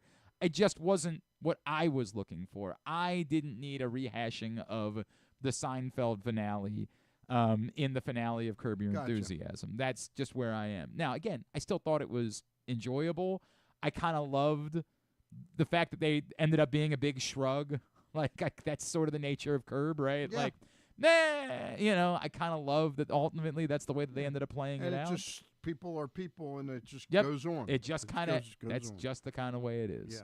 Yeah. So I'm fine with that. I am with you that I'm bummed, and there's a little homage at the end there with Seinfeld and him from Casablanca. Yeah. When Humphrey Bogart and the police chief. Yep. Sort of are like that at the very end. Yeah, it's just sad for me because it's been a real special part of my life for the last. How many years has it been? Well, because it broke seasons? up, right? Yeah, it's 17 years. Isn't it? I thought it was something like 20 years actually. Yeah, the overall since it first debuted. Find out when the first season of Curb aired, because obviously it had that long break where we thought it was over, and then it was such a delight, not just for it to come back. I think it was around 2006 because I was working 2005. Okay, that's what I'm guessing. October 15th, 2000. 2000 was the first episode. Jeez. So it's been 23 and a half years. But it was such a miracle that it didn't just come back, but it came back and hit stride as soon as it was back. Yeah. Like it was I've used the word miracle now twice this morning. Like that it didn't feel like a bastardized version of Curb It felt like Alex Suarez's. Yeah, correct. Albert Suarez's exactly what it felt like. You could not believe how much you were like, wow, it's back. It's exactly what I loved before, and yes, I will miss that show terribly as Curb Your Enthusiasm. There was a special that they did before the series started in '99. Does that ring a bell at all? I don't remember that at all. It was an hour-long special, just called Larry David. Okay, maybe remember that. All right. All right, Selton Miguel will join us here in just a second. Two other quick notes that I wanted to get to. Well, one at least. So if you missed it, the NFL did announce that Zay Flowers, they have closed their investigation, and they found insufficient evidence to punish Zay Flowers. What that means for how you feel about him, I can't answer that for you. I think it was going to be very difficult for them to end up punishing Zay Flowers because there was nothing. He wasn't charged with anything. Nothing came from the police investigation. That was closed. I know that the NFL, if in the aftermath of what happened with Ray Rice, you would hope that the team and the league have done everything in their power to find out every possible thing that might have occurred that night so that nothing could come up that would end up making them seem like they screwed this up. But unlike the Ray Rice situation, where I don't know if there was a Ring doorbell camera or something like that involved in this situation. So I'm a little uncomfortable talking about it much more than, what we've got to this point. The NFL has said insufficient evidence for them to punish Zay Flowers for whatever this incident was in January. Yeah, whatever it was, let's hope he's learned a very valuable lesson. I absolutely hope that to be the case as well. So that was the news that came down yesterday, and there will be no punishment for Zay Flowers. Stan, real quick, before we chat with Selton Miguel, new print issue of Press Box Looks this great, week. Great cover. Grayson Rodriguez Growing Grayson. On the cover. Great cover story from Luke Jackson in this month's print issue of Press Box, all about Grayson Rodriguez's path and the possibility that he could be the Orioles' next homegrown ace, and it's been obviously a very long time since that has existed here. It's been since Curb Your Enthusiasm came on. Before Curb Your Enthusiasm came on, more or less. But yes, you can go pick that up today for free at your neighborhood Royal Farms, any of the hundreds of locations around town where you find Press Box. You can read it all at PressBoxOnline.com. Also inside this print issue, a celebration of the life and legacy of the great Lefty Driesell with some reflections from the coaches that went up against Lefty Driesell, including the great Bobby Cremins, and Roy Williams chimed in for that, which was very neat. So go pick that up today or read it all, PressBoxOnline.com. And speaking of Maryland basketball, joining us now here on GCR, he announced this week that he will continue his collegiate career at the University of Maryland after his most recent stint down at South Florida. He is Selton Miguel, and he is with us this morning here on the program. Selton, it's Glenn and Stan in Baltimore. It's great to chat with you. Thank you for taking the time for us, and congratulations. I appreciate you, man. I appreciate you for everything. Thank you for having me here this morning. And, just blessed to be here in this position I am today. Absolutely, man. So, Selton, I know there's a lot that goes into this, and there's been so much made about your relationship with Bruno Fernando. Can you take me through, what was the role that Bruno played in getting you to Maryland? And I guess the question that would come before that is, how did he not get you here quicker? How did it end up being anywhere else before it ended up being Maryland? We both from the same country, as you know. We grew up together playing basketball in the same club. So we created relationships. Our family really close. We're not really blood, but we are just like God brothers to each other. So he came here. He came to the States before me. So that's why I went to different high schools than him. And then when I chose Kansas State, he was already in Maryland for the first 2 years because he older than me, two and a half years. So he was already in college when I chose my first time to go to Kansas State. But then, I transferred Kansas State, came here to South Florida, and then I had a chance to be in the portal again this year. So I was just like, if I didn't win the first time, why not this time? You know what I mean? That was really the biggest thing.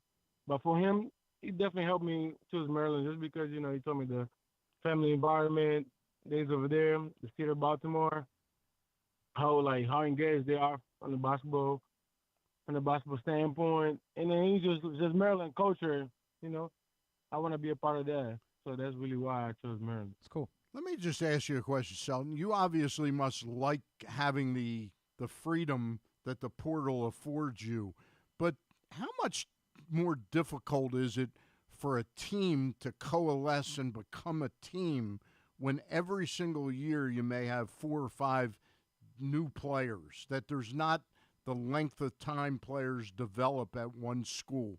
Does that make any sense, that question, to you? It does. Of course, it's different times, different times today, how the recruiting process is going, especially with NIL and things like that. A lot of things change. But like I said, this past year, I won a championship with a whole new team. It was literally 3 guys that stayed South Florida, me and 2 of my teammates that was here from the previous team. And then this past year came 8 new guys, and we was able to win a championship. I just feel like if everybody on the same page, if everybody understand their role, and no egos inside, great things can come. You know what I mean? Like I said, everybody got to put their heart to the team and put their ego on the side that big things can come. So this is the example that we had this year. Can you hear me? Yeah. So everybody's got to get on the same page quicker than you did like 10, 15 years ago. Yes, sir, for sure. Like if you want to accomplish something, you gotta do that. You know what I mean? So that's what happened this year. Like I said, we have the example this year on my team. It was basically everybody knew. We just had to like get to know each other quick, put the egos on the side, be able to just put our heart on the team, and great things happen. Selton Miguel is with us here on GCR. He's headed to Maryland to play basketball next season. Selton, with that in mind, like, do you have any relationships? Obviously it's going to be a lot of new pieces here at Maryland. Juju is back, which is a good thing, but other transfers, Rodney Rice coming in, Jacoby Gillespie coming in. Did you know any of these guys that you're coming to join with, and how do you try to sort of get the ball rolling with this new group? Oh, no, I didn't know these guys before, but as the time goes, I'm getting to know them. Each day goes by, just trying to create this bond without before you even get to the campus, you know what I mean? But like I say, I think everybody excited for each other right now to just get on campus and start things rolling. But anything can happen, you know what I mean? Like, everything going to be all right. So one of the things that jumps out at me about your game is you went from being like a 20% three-point shooter to being a 40% three-point shooter a year ago. And I'm guessing that the need for a shooter might have played a role into why it is that you came to Maryland, because they desperately needed some more shooters this season. But walk me through how did that improvement come? Like what did it take for you to be able to go from struggling a little bit from beyond the arc to being such a lethal shooter a season ago? It just worked, man. It just worked. A lot of hours I had to put in, a lot of sweat, a lot of blood and sweat, a lot of cries. So like, it's a whole process. You know what I mean? It's a whole process to trying to get better every single day. Things don't happen just quick. You know what I mean? Like, it's a process of getting better every single day. So that's why really happened. Like, I didn't trying to rush the process. Just staying there every day, trying to work through it. Even though it was days that I was coming to the gym when I was working out, I couldn't make anything. I was just the ball. But sometimes. How many shots?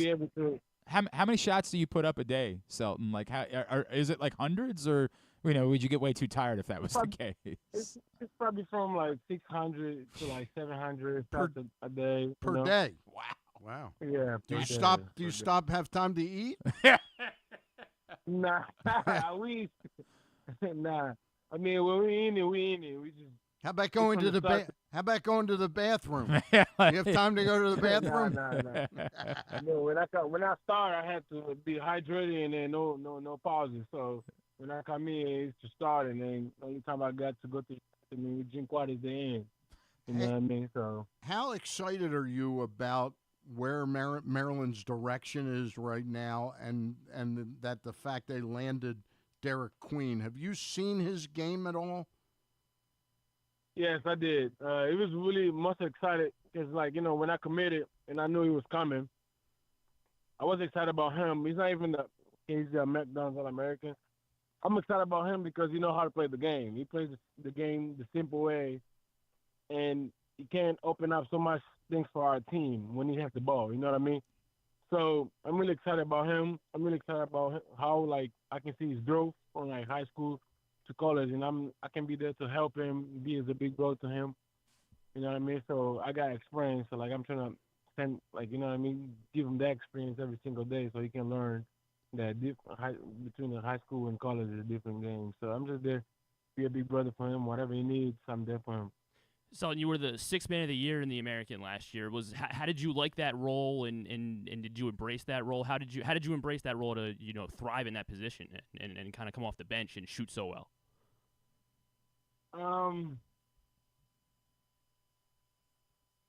Like I had my coach, Coach Amir here. He was able to recognize that, like I say, when you guys asked me about having a whole new team and trying to put the Eagles on the side, I had to put my ego on the side for the better of the team.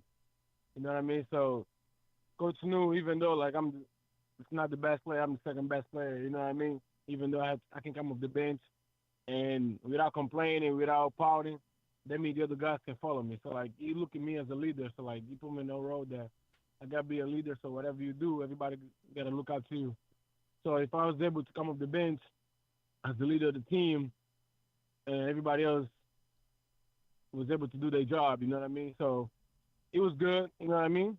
I'm not saying I like it, but like I was able to put my ego on the side for the better of the team, and then the goal was to win the championship, and we did win the championship. So I'm happy for that. And yeah, today I'm here. I think it says a lot about you as a player, though, obviously, that you were willing to do that. Is it fair to say that as you looked at the situation at Maryland, you saw, though, that there was a chance for you to play off ball tons of minutes and be, kind of that guy that is trusted to, hey, as all the attention is being paid to say whether it's Jacoby or Rodney running the point, that should leave me the chance to get open a lot and knock down a ton of shots. No, for sure. There's a play, you know what I mean? There's a play I had Coach Kevin just, be the guy to come in and, like even though he has a system, but like I'm the type of guy that can create my shots without the system. Just, I'm a one-on-one player. So it really was big on that, just having a guy that can come in and, make plays for everybody else, but at the same time I can make plays for me. So, just be that guy that, trying to have as much attention as I can every single night and still produce. Glenn and I had on, who was the coach former coach that's doing now? Josh Pastner. Josh Pastner talked about, it wasn't Josh. It was somebody a couple weeks before then, older guy, who was telling us about Derek Queen, about how his passing skills, he was telling us that he was as close to Djokovic of the Nuggets. No, yeah, in terms of Jokic, his right. ability to make players better through his passing. Are you a guy that can benefit from that if the ball's kicked into the big guy and then he kicks it out? No, for sure. Like I said, I wasn't really talking about his scoring abilities because I know he can score. I'm talking about the way he sees the game is different because if he gets the ball in the post, and he's scoring the whole time, that means they got a double and then somebody going to be open. You know what I mean? Yep. So I'm really looking forward to him and Juju. They can have the ball in the post, so when they can double it, they can look for me, all the guys, for us to shoot the ball at the highest level. So I want to know, by the way, I believe it was Paul Biancardi that you were thinking That's of. exactly Stan. who it was. So I did want to run before. What this means to you to represent your country, to represent Angola, and what it means to the people for you back home. And we saw this with Bruno when he was here. How important is that for you, that you are by what you accomplish, you're giving hope to a group of people back there about what they can accomplish? How big of a deal is that for you, Selton? It's really big, though. Just being one of the guys that is here chasing a dream to become the second, if God's willing, become the second Angola in the NBA after play for Maryland. Just having a lot of kids, we hope they look up to me and then look up to Bruno. Like, it's a lot of people that, basically the whole country look up to us to make sure, like, we're doing the right things, but at the same time, it's our job to do the right things, not because of the country, but because of our, like, who we represent, you know what I mean? Like, we come this far that we came from a country that been to a war, we came from a country that doesn't really have too many resources. And then we here today in the United States, one of the best countries in the world, that we can provide that and be in a situation that can rechange a lot of things, not for ourselves, but for our country too and for our continent. So, like, this means a lot. Every side, every workout, every side that I shoot, every workout that I go to, I'm not doing that only for me. Like, I'm doing that for the whole continent, for the whole country. You know what I mean? So I take that as a pride. You know, the way I shoot the ball, I took that as a pride every day. You know what I mean? Just to be able to represent where I'm coming from. So it's really a big deal to me. Just be able to represent my country in the highest level. It's powerful. That really is a lot for me. That really is powerful, man. Selton, I know it's at Hollywood.cell on Instagram, correct? That's where Maryland fans can be giving you a follow? Yes. Is that, you don't have like a future in acting ahead of you after basketball, right? It's not, you're not thinking about. Whatever comes my way. You're keeping your options open. I dig that. Hey, Selton, it's great to meet you. Really enjoyed this conversation a great deal, and can't wait to get to see you play and everything you guys are going to be able to do moving forward with Maryland basketball. Thank you for spending a couple of minutes with us this morning. No, thank you. No problem. It's gonna be a good year for Maryland basketball. I can promise you that. Love that, man. Thank you, Selton. Selton Miguel, very impressive young man, and that's a powerful story, obviously, about how much it means to everyone back in Angola to follow and see what they are, what those guys, both he and Bruno, are capable of doing. Why don't we do this? Why don't we grab a break, then we'll come back in. We'll do This Week in the Rest of Baseball, and then we will preview the Royals with Jake Eisenberg. That's coming up. It's Glenn Clark Radio. Craving that classic New York deli experience? Look no further than the new Atman's Deli in Baltimore's Harbor Point. Corned beef piled high, hand-rolled bagels, and something different. A bar! Atman's has food and drink specials every day. Now open for breakfast, lunch, and dinner. Dine in, grab takeout, or hang out at the bar for the next O's game. Atman's Deli, an authentic taste of Baltimore tradition since 1915. Find us at Harbor Point or visit atmansdeli.com. What company makes your home more energy efficient, purifies your air, kills all viruses, and qualifies you for $6,000 in rebates? A.J. Michaels Heating and Air Conditioning in Baltimore and Annapolis at ajmichaels.com. Whether you're celebrating a special milestone, entertaining clients, or simply enjoying a night out, count on Ruth's Chris to deliver you the finest steaks, the best service, and a level of hospitality that has made Ruth's Chris one of the most revered names in steaks since 1965. Make your reservation now at ruthschris.com. Whether your focus is luxury and comfort, convenience and technologically advanced connectivity, or sporty performance and aggressive styling, we've got the perfect Highlander for you. Check out buyatoyota.com for deals on new Highlanders from your local Toyota dealer today. The ultimate fan experience awaits you at Sports and Social Maryland. See how we're raising the sports bar with our massive 100-foot media wall featuring 40 HD TVs and a 47-foot big screen. Bet on your favorite teams and this year's biggest events at the FanDuel Sportsbook while enjoying your favorite beers and cocktails, plus our delicious takes on bar food classics. Visit Sports and Social at Live Casino and Hotel Maryland at Arundel Mills. Must be 21. Gambling problem? Call 1-800-GAMBLER. Discover one of Baltimore's hidden gems at Guilford Hall Brewery. Enjoy dinner in our spacious brew pub, sip a signature cocktail in our outdoor dog-friendly beer garden, or take a tour of our brewery. Discover your new favorite local craft beer. From crisp lagers to hoppy ales, there's something for everyone to enjoy. Pair your brew with delicious appetizers and entrees. There are options for the whole family, but you have to try our fan-favorite giant pretzel. Guilford Hall Brewery, where every sip is a celebration. Visit us online at guilfordhall.com. The latest edition of Press Box is available now. On the cover, Luke Jackson profiles Grayson Rodriguez, talking to people who have been part of his path as the Orioles hope he'll become their next homegrown ace. Also inside, we remember legendary Maryland basketball coach Lefty Drizel with stories from legends like Roy Williams and Bobby Cremins about what it was like to go up against the old left-hander. Press Box is available at over 500 locations around Baltimore, including 60 Royal Farm stores. You can also find the best daily coverage of the Orioles Ravens, and Terps at PressBoxOnline.com. Jeremy Kahn here. The ultimate sports betting experience in Maryland is at the Green Turtle Bet Park Sportsbook. Join me at either location in Canton or in Towson and place your bets in person and be a part of the action. It's the best in-class sports wagering experience, complete with the ultimate TV package, ensuring you can catch every game all day, every day. Their state-of-the-art facilities bring Las Vegas energy right here to Maryland just in time for postseason football. So visit the Green Turtle Bet Park Sportsbook in Canton and Towson and elevate your game day experience and hang out with me to bet, watch, and win at the Turtle. The drug scene in Maryland is changing. Fentanyl and xylazine are being added to street drugs, and you may not even know it. Xylazine is not even intended for humans, and fentanyl is an opioid 50 times stronger than heroin and contributed to over 80% of overdose deaths in our state. Anyone who uses drugs, even occasionally, is at risk of overdose. To learn more, visit stopoverdose.maryland.gov or call or text 988. Contrary to what some people believe, I actually like this guy when he sleeps. Glenn Clark, talking sports.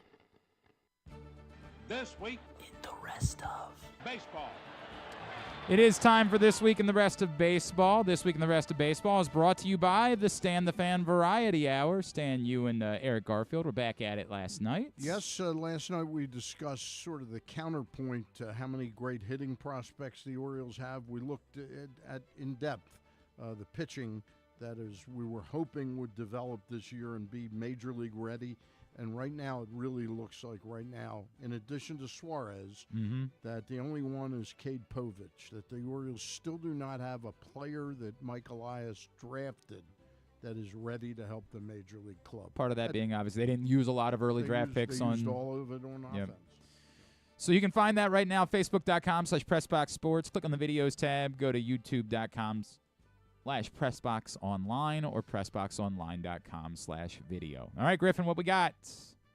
Let's start on, so on Monday of this week, the Nationals had a pitcher make his MLB debut against the Dodgers, and it went pretty well. His name was Mitchell Parker, and this comes from Mark Zuckerman.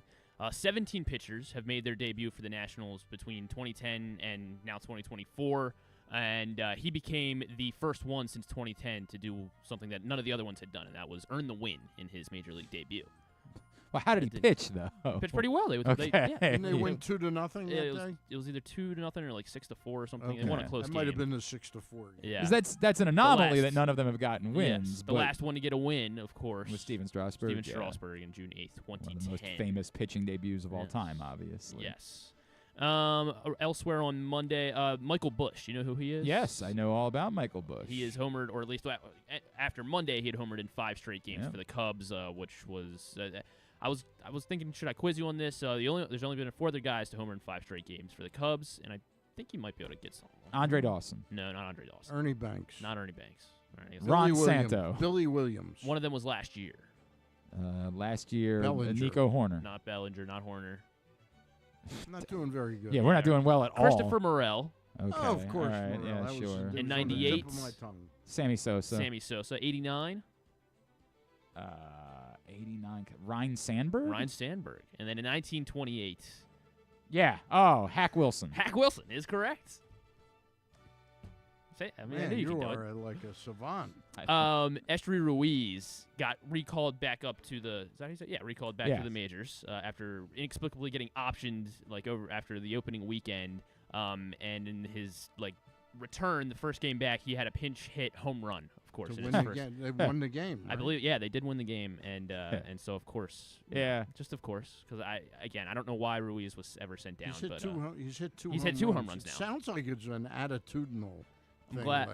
I'm glad. Really, an attitude thing? So there was a lot of controversy, Stan. I don't know if you remember. When he got sent down, apparently he had some relationship with the company that was making the Sell the Team bracelets or something like that. Oh, okay. And so there was a lot of controversy that they were being punitive. Someone zoomed in on a picture of him wearing a bracelet. I don't think the bracelet said Sell the Team, but it had the company's name on it. Yeah, and it was the same company that was being aggressive. And so there was this.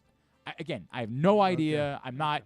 I just know that online there was a lot of talk that it was punitive to send Esteury Their Ruiz manager, down there. Marcotte, must have been ballistic over that. That would rob him of impact player. Like if that's the case, right? Yeah. And now if he said, look, no, I do have an issue with it, because something came out because everyone asked Kate obviously, and he gave like a long 2-minute answer that I think essentially said he's nothing. not going to get himself fired. Correct. Over. Yeah, no doubt. Yeah, you want to give up being able to live in a beautiful Sacramento next year? How could you pass up on that gig? Since we're talking A's and we talked about Mason Miller with pitching ninjas, Yeah. he had a stat earlier this week that there have been two. So in like since they tracked miles per hour since 2008, there have been 251 pitches in the strike zone of 103 miles per hour. Ever. Yes, Okay. Since 2008. Got it. Since 2008. Since they started measuring. Yeah, since they started measuring this and tracking this. There so it's has not ever. been So like Nolan Ryan probably did that a few times. Did he reach 103? I don't know. Maybe. Yeah. I don't know. But since in this era, there has not been a single extra base hit off of a 103 mile per hour pitch in the strike zone.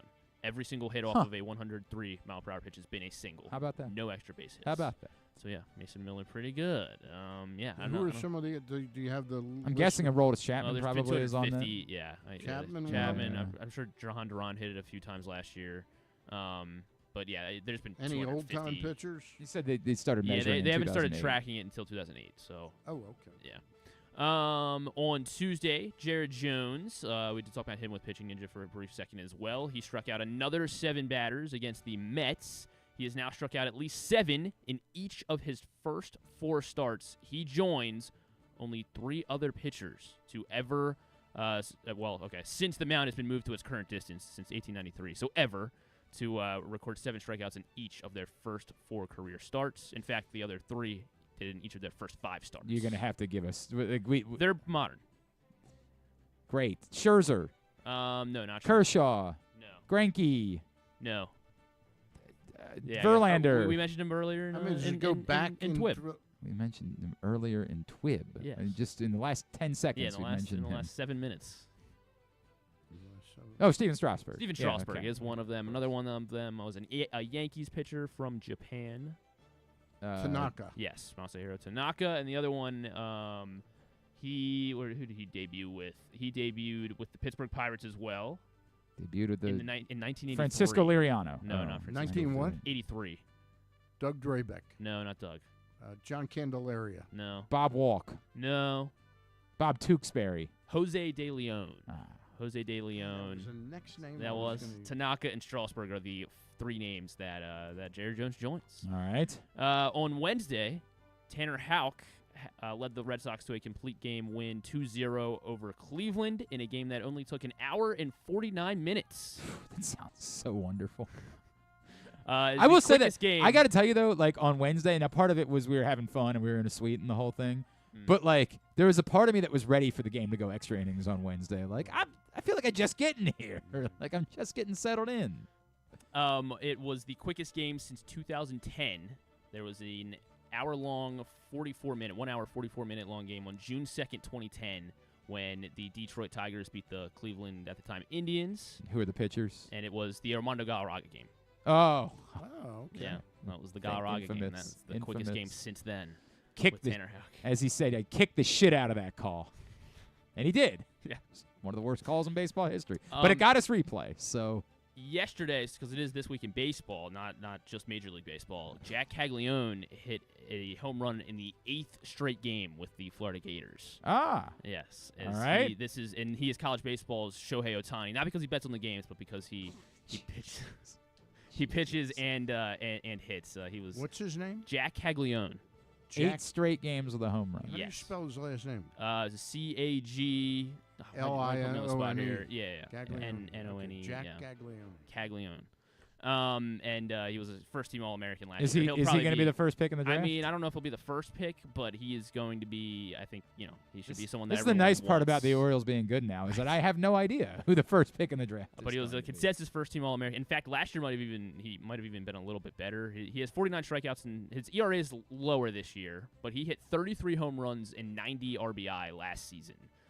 Of course, Florida was a lot. How many at bats? I had it up. I will tell you shortly. Play like Yeah, it's not. Well, because they made the College World Series final last year, so they play. I mean, the team was a lot better last year as well, so I'm not sure if he'll be able to match his numbers from a year ago. Jim Callis and Jonathan Mayo have Travis Bazzana from Oregon State as the number 1 pick in this draft. All right, well, maybe Caglione will fall all the way to what are the Orioles picking? I don't think that he's going to 24? fall all the way. Yeah, I don't think he'll fall quite that far, but maybe he should. And then finally, also last night with Logan Webb did something that has only ever happened twice before in MLB history, since 1990. Since 1990, he allowed base hits to the first 2 batters he faced in the game, and proceeded to go 7 innings of shutout ball after that. That has only ever happened twice since 1990. No, don't. 2012 and 2022. Roy Halladay did it in 2012. Okay. Shohei Ohtani did it in 2022. Logan Webb did it last night. You didn't include Jack Leiter.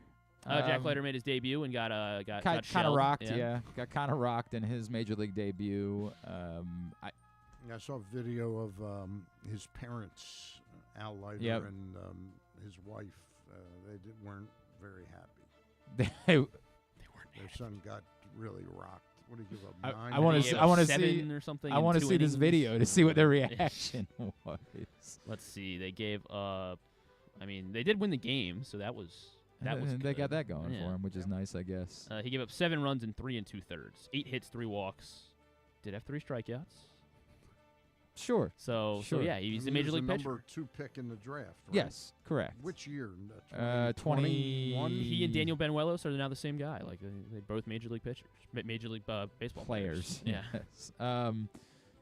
He was in the 20. Yeah, he was the 2021 draft, right? Am I? Yeah. That's the one we got Calzer, right? Yeah, 21. Yes, correct. Correct. 2021 draft. Was he drafted by the Pirates and then? No, he was never drafted signed. by the. He was drafted by the Rangers. Oh, he was. Yeah. He was definitely drafted by the Rangers. If he was drafted before that by the Pirates, in high school. Yeah, in the 20th round or something like that, that might be the case. But that was the draft when Henry Davis went number 1 overall to the Pirates, and then Leiter went number 2. And yeah, it looks like the 5th pick working out quite well so far for the Baltimore Orioles to this point. Nobody else really. Marcelo Mayer was in that draft. Jackson Jobe was the pitcher that went number 3 overall to Detroit. Tigers, yeah. Yep. Jordan Lawler, who's struggled yet. to find any sort of ground.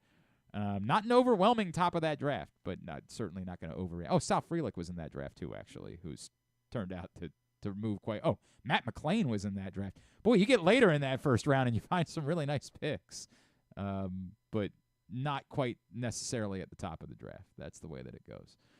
Jackson Merrill was the 27th pick in that draft. It's gone all right for Jackson Merrill. He's hitting .333 this season for the Padres. Been a very nice start for the Severna Park native.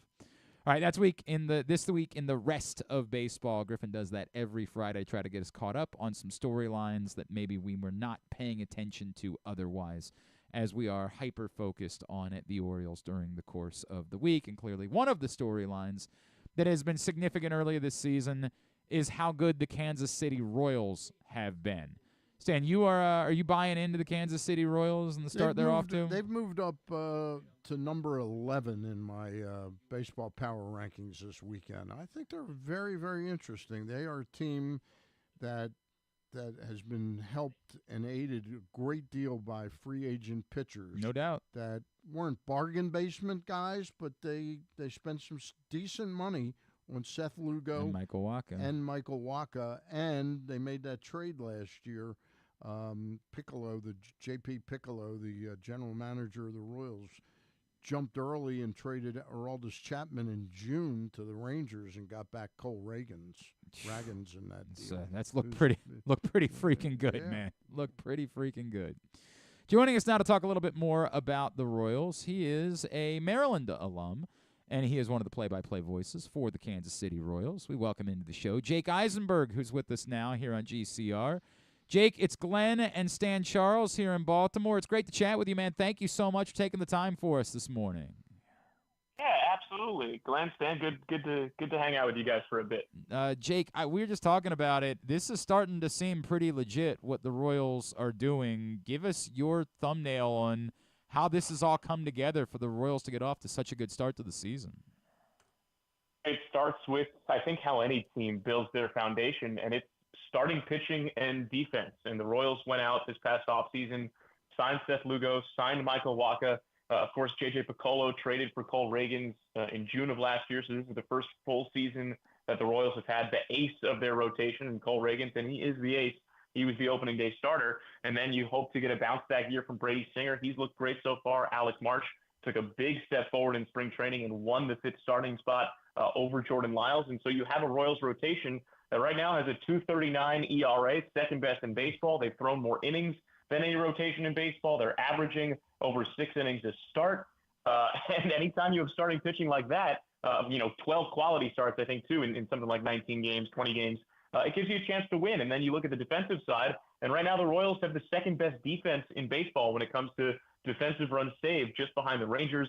They are the best defense at turning ground balls into outs in baseball. You pair those two things together, and you get some timely offense, and that's how you wind up with a 12-7 record through your first 20 games. Yeah, all that math seems to work, and like the Reagans thing seems like it's looking like a steal. I mean, you point out that he was the opening day starter, but it's not just like that. It seems like it's by default anymore. It really does feel like he has elevated himself. Maybe we throw around words like ace clearly in Baltimore. Now we've got one with Corbin Burnes, but it feels like he is really moving into that territory.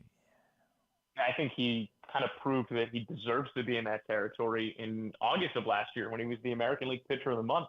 And really down the stretch, he was one of the best pitchers in baseball at the end of 2023. And so coming into this year, yeah, there's a lot of expectation and a lot of hype surrounding him, but he's more than up to the task. As far as a steal is concerned, I think if you're a Rangers fan, you'd probably make that trade 100 times out of 100 because you won a World Series. Yeah, they got the World Series. The Royals got an ace. I think that's a trade where everybody leaves happy.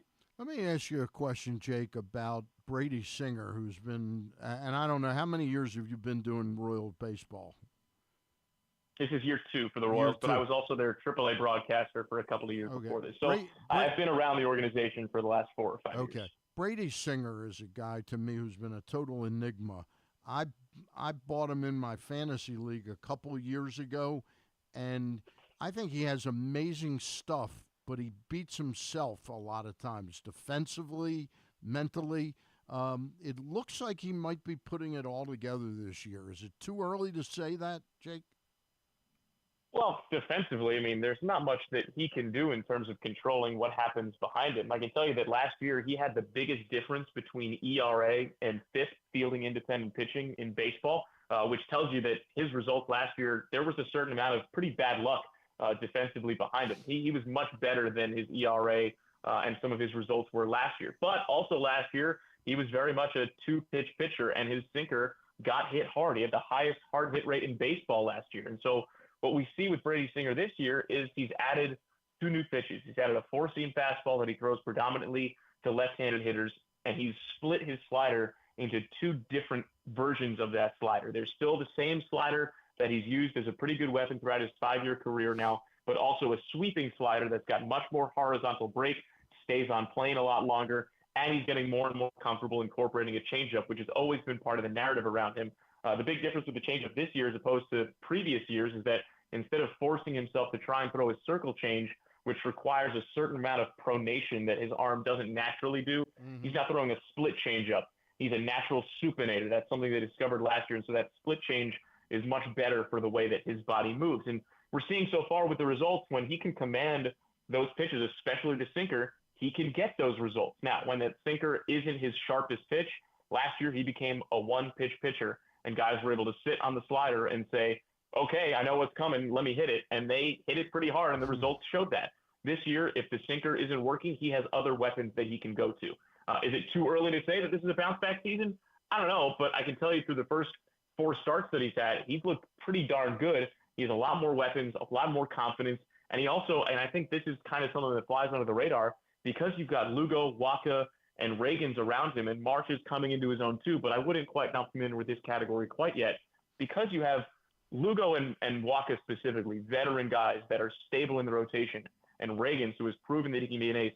Brady Singer doesn't need to be the savior of this rotation anymore. Last year, it often felt like it kind of fell on his shoulders to say, okay, we've lost 4 games in a row. I got to come up and shove here so that we can get a win. And when you put that amount of pressure on yourself, sometimes the results don't always go the way that you want them to. But I think having some of that pressure off and spreading that load out between all 5 of these guys in the rotation, I think makes a big difference. And so I think we are going to see a bounce back year from Brady Singer. It's going to look a lot more like 2022 than 2023.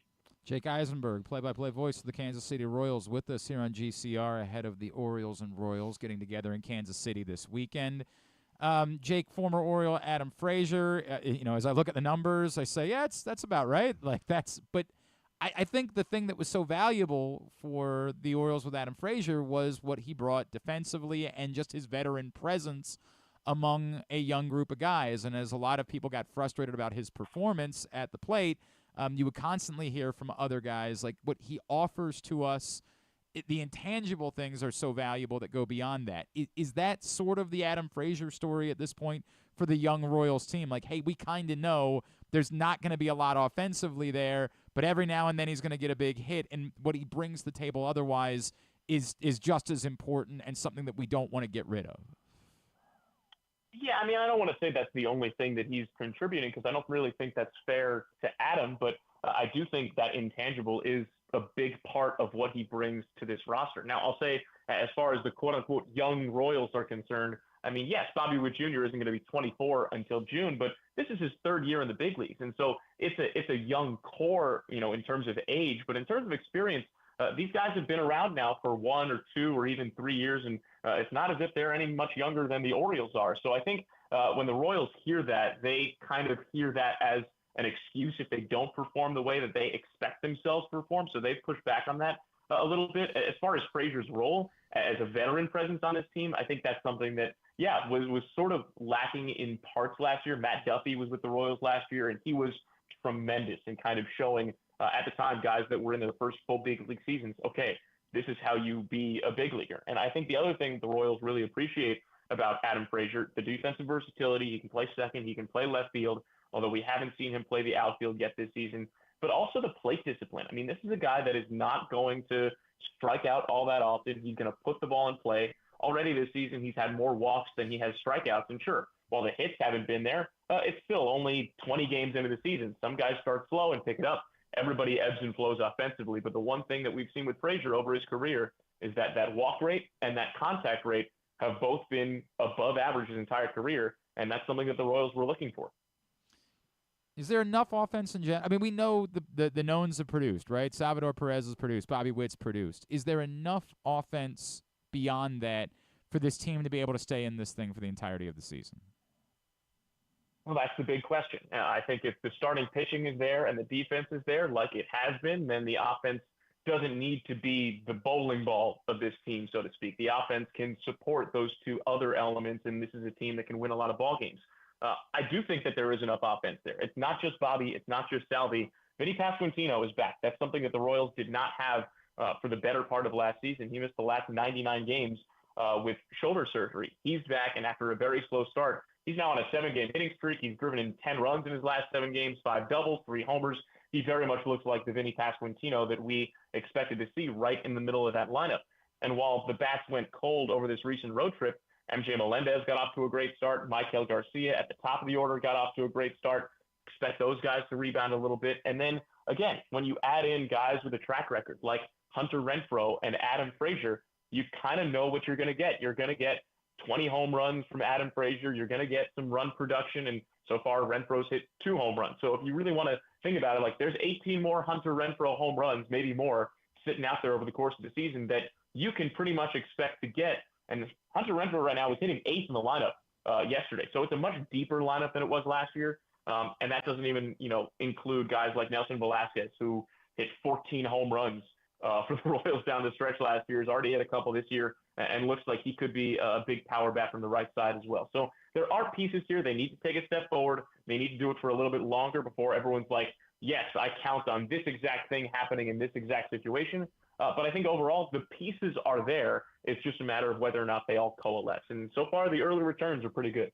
Tell me a little bit about the bullpen. It looked like when they signed Will Smith, not only did they get the guy who's the good luck piece for winning World Series, I think it's 3 straight years he's been on the World Series winner, but it looked like he would probably be the first choice out of the pen. And for the first week of the season, it looked like he was. But lately, James MacArthur has really seemed to take that role. Is that how you see it? Yeah, I would say that's accurate. I think, we saw Will Smith when the Royals played the Orioles in Baltimore, and things didn't really go super well. And Will's been trying to fine-tune his command a little bit. The fastball doesn't quite have the giddy-up on it early on in the season that he was hoping that it would have. And so the Royals, had a conversation with him and had a conversation with the rest of the bullpen too. And Will was incredible about it, as they knew he would be. And Will said, yeah, I'm not at my best right now, and I've got to kind of fine-tune some things. Pitching coach Brian Sweeney said that, he felt like he was a little bit out of whack. But James MacArthur was nails down the stretch last year. I mean, I think if the Royals had been a better team in terms of record, that James MacArthur is a name that a lot more people would know. He didn't allow a run the entire month of September of last year. He dominated, and that included nailing down a few high-leverage saves against the Astros that were on their way to a 7th consecutive ALCS. So James MacArthur has been the fireman, so to speak, out of the bullpen. That's your high-leverage guy. He's got incredible stuff and incredible composure for a guy who's pitching in the big leagues in April for the first time in his big league career. And then John Schreiber has been great, too. He's got a funky three-quarter arm slot. He hasn't allowed a run in 9 appearances this season. I think the bullpen has a lot of track record in it. The Royals made a lot of upgrades and additions in Will Smith and Chris Stratton and Nick Anderson and John Schreiber, guys that have been there and done that before. I think they've gotten guys and sought out guys that have plus command and pretty low walk rates, which is something that, if you've watched any baseball game, when you see a walk in the late innings, generally it doesn't go the way of the team that walked the guy. I think there's one thing the Royals bullpen is lacking right now. It's a true power arm with, high octane velo and strikeout stuff. There isn't an Aroldis Chapman at the back end of this bullpen right now. And should the Royals continue to contend and be a part of the conversation, it wouldn't be surprising to see either somebody come up from AAA to fill that role or the Royals explore what options might be out there. But I think we're far off from that conversation. But yeah, right now I would say James MacArthur is the high leverage guy coming out of the pen. Hey, Jake, before we let you go, am I right that you are originally from New York? Yes. So I don't know if because I know you've worked with the Mets. I don't know. Did you grow up Yankees or Mets? I grew up a Mets fan and then was lucky enough to work with them in 2022. Okay, so I then it's probably the wrong. I wanted to ask you about John Sterling and just the impact that he's had on our sport, and obviously the news that he retired. Just what John, as someone growing up in New York, what he meant to you as someone learning and wanting to get into this role. Oh, sure. I mean, look, even though I didn't grow up a Yankees fan, I still grew up a baseball fan and a baseball listener in New York. And as much as Howie Rose calling Mets games on the radio and Gary Cohen are soundtracks of my childhood, John Sterling is very much a part of that too, and not just for me, but for friends of mine growing up. And certainly once I started, down this path of baseball play-by-play, John Sterling is somebody that I listen to more and more. I mean, he is a part of the fabric of baseball play-by-play and has been for decades. He's part of the fabric of being a New Yorker, the Yankees win and all that, and the home run calls. He is an iconic voice. He's an iconic person. He is someone that I think will be dearly missed on the airwaves of baseball. He is a character unto himself and someone that I think we can all learn a lot of because he is unabashedly himself and has fun doing the thing that he does. And obviously sad to see him hang out the headset and turn off the microphone, so to speak, but wish him a long and happy and healthy retirement. And hopefully when the Royals visit Yankee Stadium in September, he makes an appearance so we can, sing his praises and share our thanks with him in person. Great stuff. Hey, Jake, congratulations on all the success that you have found in your own broadcasting career, man, and enjoy the weekend. Hopefully there are more big games coming between the Orioles and the Royals, maybe say in the postseason, and we'll look forward to chatting again then, all right? Sounds good. I appreciate it, guys. Fun getting to hang out with you after listening to you while I was a student at Maryland all those years ago. That's really kind. Thank you, Jake. Really appreciate it, man. Jake. Jake Eisenberg, play-by-play voice of the Royals. Appreciate him taking the time for us this morning. And, they seem really compelling. Yeah, you got a John Sterling thought? I don't know if you somebody that you got to spend much time with at all. John started his radio career here in Baltimore as a talk show host, a general topic talk show host. And he was the first person I ever called on the air. Really? Yeah, and with a sports question because his shows a lot of times, I mean, he was really big on Israel stuff. The biggest stories of the time. But he loved to talk sports, and I called up. I was about 12 years old. I was nervous as hell. Wow. And finally, you remember you used to get that thing where you'd be listening to yourself on the radio, yep. and you couldn't tell what was live, and so I got my question out and was immediately hung up on. Ha!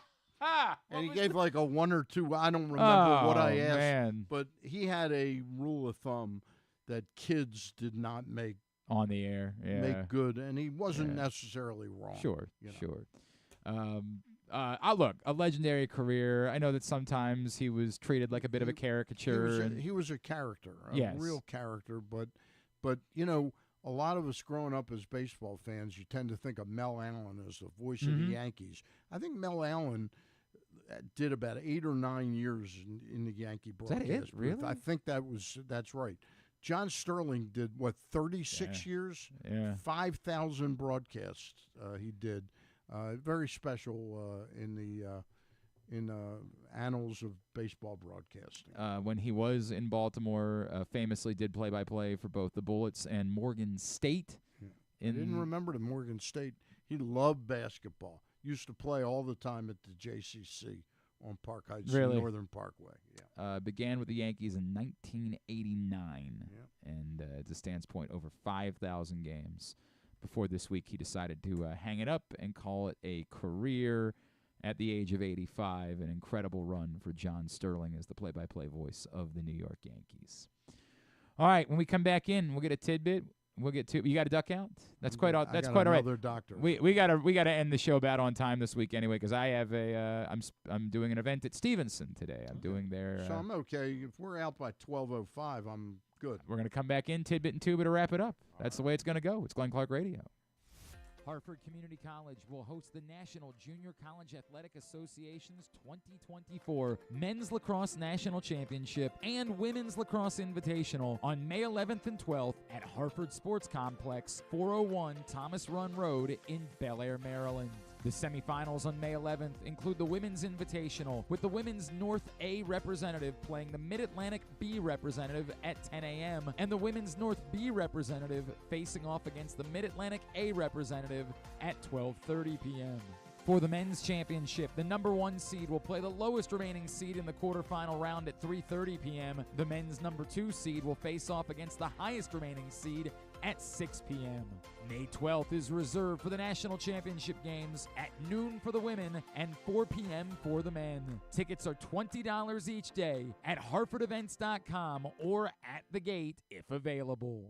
The ultimate fan experience awaits you at Sports and Social Maryland. See how we're raising the sports bar with our massive 100-foot media wall featuring 40 HD TVs and a 47-foot big screen. Bet on your favorite teams and this year's biggest events at the FanDuel Sportsbook while enjoying your favorite beers and cocktails, plus our delicious takes on bar food classics. Visit Sports and Social at Live Casino and Hotel Maryland at Arundel Mills. Must be 21. Gambling problem? Call 1-800-GAMBLER. Hungry? With 7 locations throughout Maryland, Glory Days Grill is always right around the corner. They have wings, burgers, salads, sandwiches, and drinks to satisfy everyone, as well as tons of televisions and sound delivered right to your phone. Glory Days is the best place to watch football or whatever your favorite sport is. While you're there, be sure to check out Goose Flight's Lager, named in honor of legendary Raven Tony Goose Siragusa. $2 of every can is donated to the Goose Flights Foundation. Glory Days Grill. Great food, good sports. What company makes your home more energy efficient, purifies your air, kills all viruses, and qualifies you for $6,000 in rebates? A.J. Michaels Heating and Air Conditioning in Baltimore and Annapolis at ajmichaels.com. Oh, honey, we better stop for gas soon. Let's pull into that Royal Farms. Ugh, gas is so expensive. Nope, it'll be cheaper than you think. Why's that? I signed up for Rofo Pay on the Royal Farms app. Now we save 15 cents per gallon at all Royal Farms. Wow, that'll save us a ton of money. I love you more every day. Well then, don't get a speeding ticket this trip, okay? Sign up for Rofo Rewards and upgrade to Rofo Pay and save 15 cents a gallon on gas for a limited time. Real fresh, real fast. Royal Farms. The Toyota Tacoma comes in a range of models and trim lines, so you can choose the perfect Tacoma to reflect your unique personality and driving habits. Check out buyatoyota.com for deals on new Tacomas from your local Toyota dealer today. Gambling can be a fun and entertaining experience, but there are risks involved. If you're planning on betting on the game at the casino or on your phone or computer, know your limit, stay within it. Set a budget and a time to stop. Remember, gambling isn't a financial solution, and it doesn't mix well with alcohol or drugs. Know the risks and have a plan before you begin gambling. For free and confidential services, call 1-800-GAMBLER 24/7 or go to helpmygamblingproblem.org. What company has the expertise to make your home healthier by purifying your air and killing all viruses, allergens, and bacteria? A.J. Michaels, Heating and Air Conditioning in Baltimore and Annapolis, ajmichaels.com. Coming back in here with Glenn and the other guy, Garrett, whatever his name is. You know who they are. Winding down for a Friday edition of GCR. Stan the Fan has been hanging in studio with us. The best place to watch all of the action in the playoffs is at Sports and Social inside Live Casino and Hotel Maryland with the giant media wall, obviously the great food selection, and just that incredible atmosphere where everybody's invested in every game. You can reserve a table right now if you want to watch the playoff action this weekend by going to their website, Live Casino and Hotel Maryland, and click on the Sports and Social tab, or you can reserve your blue reclining chairs by stopping by the FanDuel Sportsbook inside Live Casino and Hotel Maryland. You have anything that interests you about the NBA playoffs, by the way? Anything that you're paying attention to besides just who wins? Yeah, I mean, I would guess that I'd like to.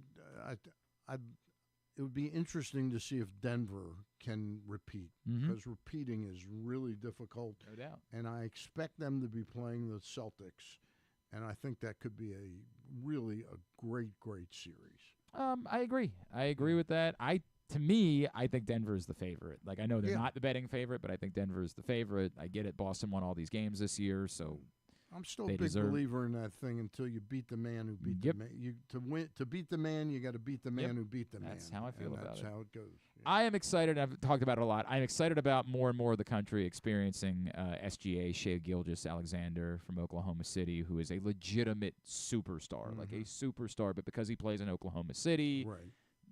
It'll be 3 years before people know it. Well, I mean, it's been, like he's been doing it for a little while, and it's a shame that their first-round series, like if it had been the Lakers or the Warriors, that would have been must-watch television in the first round. If it's being the Pelicans or the Kings, I think there'll be a lot of people that will still end up missing it. But if Is Zion hurt bad? Yeah, he's not playing tonight, right? No. Yeah. But he might play. I mean, is he going to be out for a couple of weeks or? I think it's. Yeah, I guess we'll find out. God, that's terrible. Well, it's the same thing Jimmy Butler with the Heat, right? Yeah. Like it just makes the Heat with Jimmy Butler going up against the Celtics. That would be compelling as hell. It was a hamstring strain, and it seems like even if they make they win, like it seems like they'd be without him for probably at least 2 to 4 weeks. Wow, minimum. So it's a shame. Yeah. I think one of the most fascinating things in the NBA is I really think we've seen the end of the Warriors run. Oh, yeah. Clearly. Well, it seems like we're seeing the end of Klay Thompson. That's over. Yeah. Like it's. And I think they'd be wise to move on from Draymond Green. I just really think he's just they've got to. Well, I think they're in the place of like, can you rebuild on the fly with keeping Steph, or at this point is it? Do you go to Steph and say, "Hey, it's over for us. Would you like to be somewhere else?" It's a possibility. Or would you With rather LeBron and Bronny? Yeah, that's probably right. Or would you rather ride this thing out? Because it might be that Steph says, like, "No, I kind of dig the idea of playing my entire career in one place." I think that's probably what he would opt for.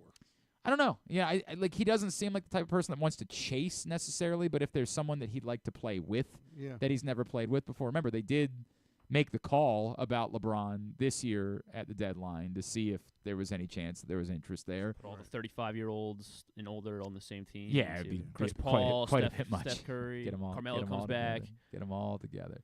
And look, they play together, Team USA. They're going to play again together on Team USA this summer. But it will be interesting to see if that's what the Warriors do with Steph as they go to him and say, hey, you make the call. we have great reverence for you, whatever it is that you want to do. Let's get a tidbit. Tidbit brought to you today by your local Toyota dealer and buyatoyota.com, who proudly sponsor County Sports Zone, countysports.zone, for all of the latest on spring high school sports in the state of Maryland. Countysports.zone, proudly sponsored by Toyota. This one's for Stan, because Glenn spoiled it, I think, earlier this week. But the Orioles have 5 players with 4+ homers in their first 20 games of the season. It is the second time that this has happened in Orioles history, that they've had 5 players have 4 home runs in the first 20 games of the season. Cedric Mullins, Colton Cowser, Gunnar, Westberg, and Ryan O'Hearn this year. Right. The last time this happened was 1966. Can you name the 5 Orioles that had 4 home runs? Boog Powell. Boog Powell is one of them. Frank Robinson. I'm going to guess Brooks Robinson. Brooks Robinson is the third one. Boog Powell, second base, Davy Johnson. Davy Johnson. And the 5th would have been Paul Blair. You're so close to going 5 for 5. Not Paul Blair. The 5th player, it wasn't Buford. It wasn't it wasn't catcher. Who was the catcher in '66? I'm blank. Andy Etchebarren, but it wasn't Andy Etchebarren. So it's got to be either the left fielder. That's exactly who it was, the left fielder. And the '66. The shortstop, by the way, was Louis Aparicio. Right. Left fielder. Drawing a blank on it right now because it wasn't Don Baylor. It was not Don Baylor. He was the previous year the Rookie of the Year. Sam Bowens? No. Previous year was the Rookie 1965 Rookie of the Year. Kurt Bleffery. That's correct. Yes. Kurt Bleffery. Well done, Stan. Well done. Correct. Not that well. Well, you got the first 4 pretty easily. Yeah.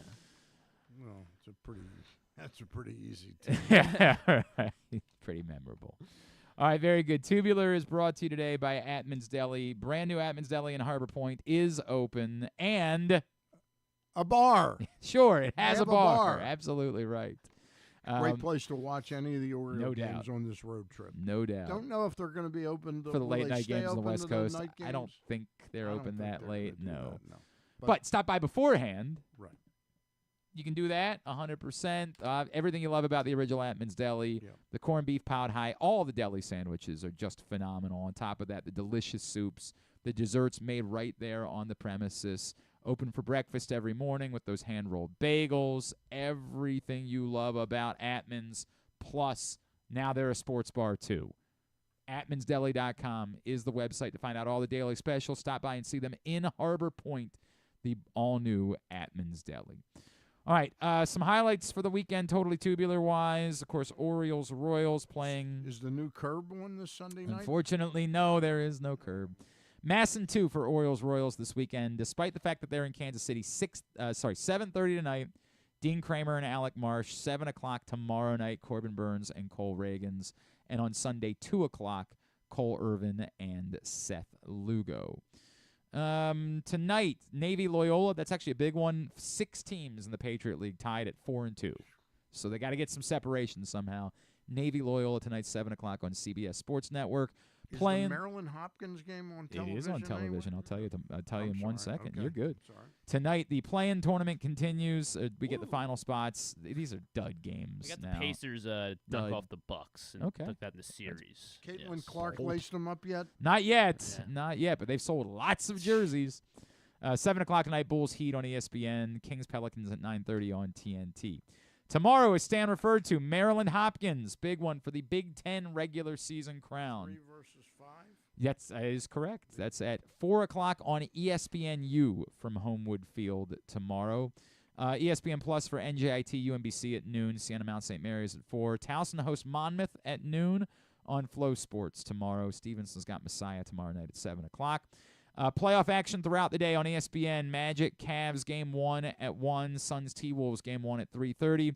Sixers-Knicks game 1 at 6, and then ABC has Lakers-Nuggets game 1 at 8:30. The NHL playoffs get underway tomorrow. Islanders-Hurricanes game 1 at 5, and Maple Leafs-Bruins game 1 at 8 on TBS and True TV. And on Sunday, more playoff action. Whoever's playing the Celtics, that game's at 1 on ABC. Mavs-Clippers game 1 at 3:30. TNT Sunday night for Pacers-Bucks game 1 at 7, and then whoever's facing the Thunder at 9:30. More hockey playoffs as well on Sunday. Pacers-Bucks is the Sunday night one? That is the Sunday night game. That And is the Bucks are without Giannis, right? Correct. for. Do we At least kn- the first 2 games, Yeah, I think. okay. It seems like there's a And good quick- possibility it might be more. Quick question: the ESPNU, is that the one you watch on your computer? No, that's ESPN News on TV. Okay. Yes, Okay. yes. ESPN Plus is the just one- on the okay. computer or on the app. Non-sports, everything else sports-wise, you can go to GlennClarkRadio.com. Anything? Really? Really nothing. Rebel Moon, were you into that movie at all? Nope. Rebel Moon Part 2 is out on Netflix. Ah, thank God. I've been waiting forever. The Scar I Giver. I've wanted to watch Rebel 2 first before Right, I go yeah, back. correct. Go back to Rebel Moon 1. On Hulu there tomorrow, so tomorrow is April 20th. Oh, 420. they're just So there's a doing- High Hopes show. It's called High Hopes. It's 2 Belarusian brothers. They open a dispensary in L.A. and on Hollywood Boulevard. It's like a reality show about them. It's Okay. EP'd by Jimmy Kimmel. So that is the Okay. only thing this weekend. New episodes of The Sympathizer on HBO. I haven't watched yet, but it just does, looks it does, great. it looks does. It great. looks I need very to. I need to compelling. spend time with it. Has Gentleman in has Moscow. it been one so far? The Yeah, Sympathizer? that was what took the curb spot Yes. on so Sunday the night. episode 2 this Sunday night. Okay. Yes. That Yeah, I that gotta is watch it. that. There's no Saturday Night Live this week? No Saturday Oh, that's a Night bummer. Live. The next new one is they're off for like the next couple of weeks. Dua Lipa on May 4th is the next one. Okay. What do you mean? She's fine, but she's not a host. Like, she shouldn't be hosting the show. I think it's gonna be fantastic.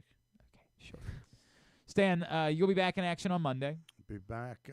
Probably doing it earlier because Passover is Monday Oh, night. right. So I'll probably do like 3 o'clock with Luke and Ross, and then be back next Thursday with Eric around 4 to 5 o'clock, and then in with you next Friday. Very good. If I'm invited.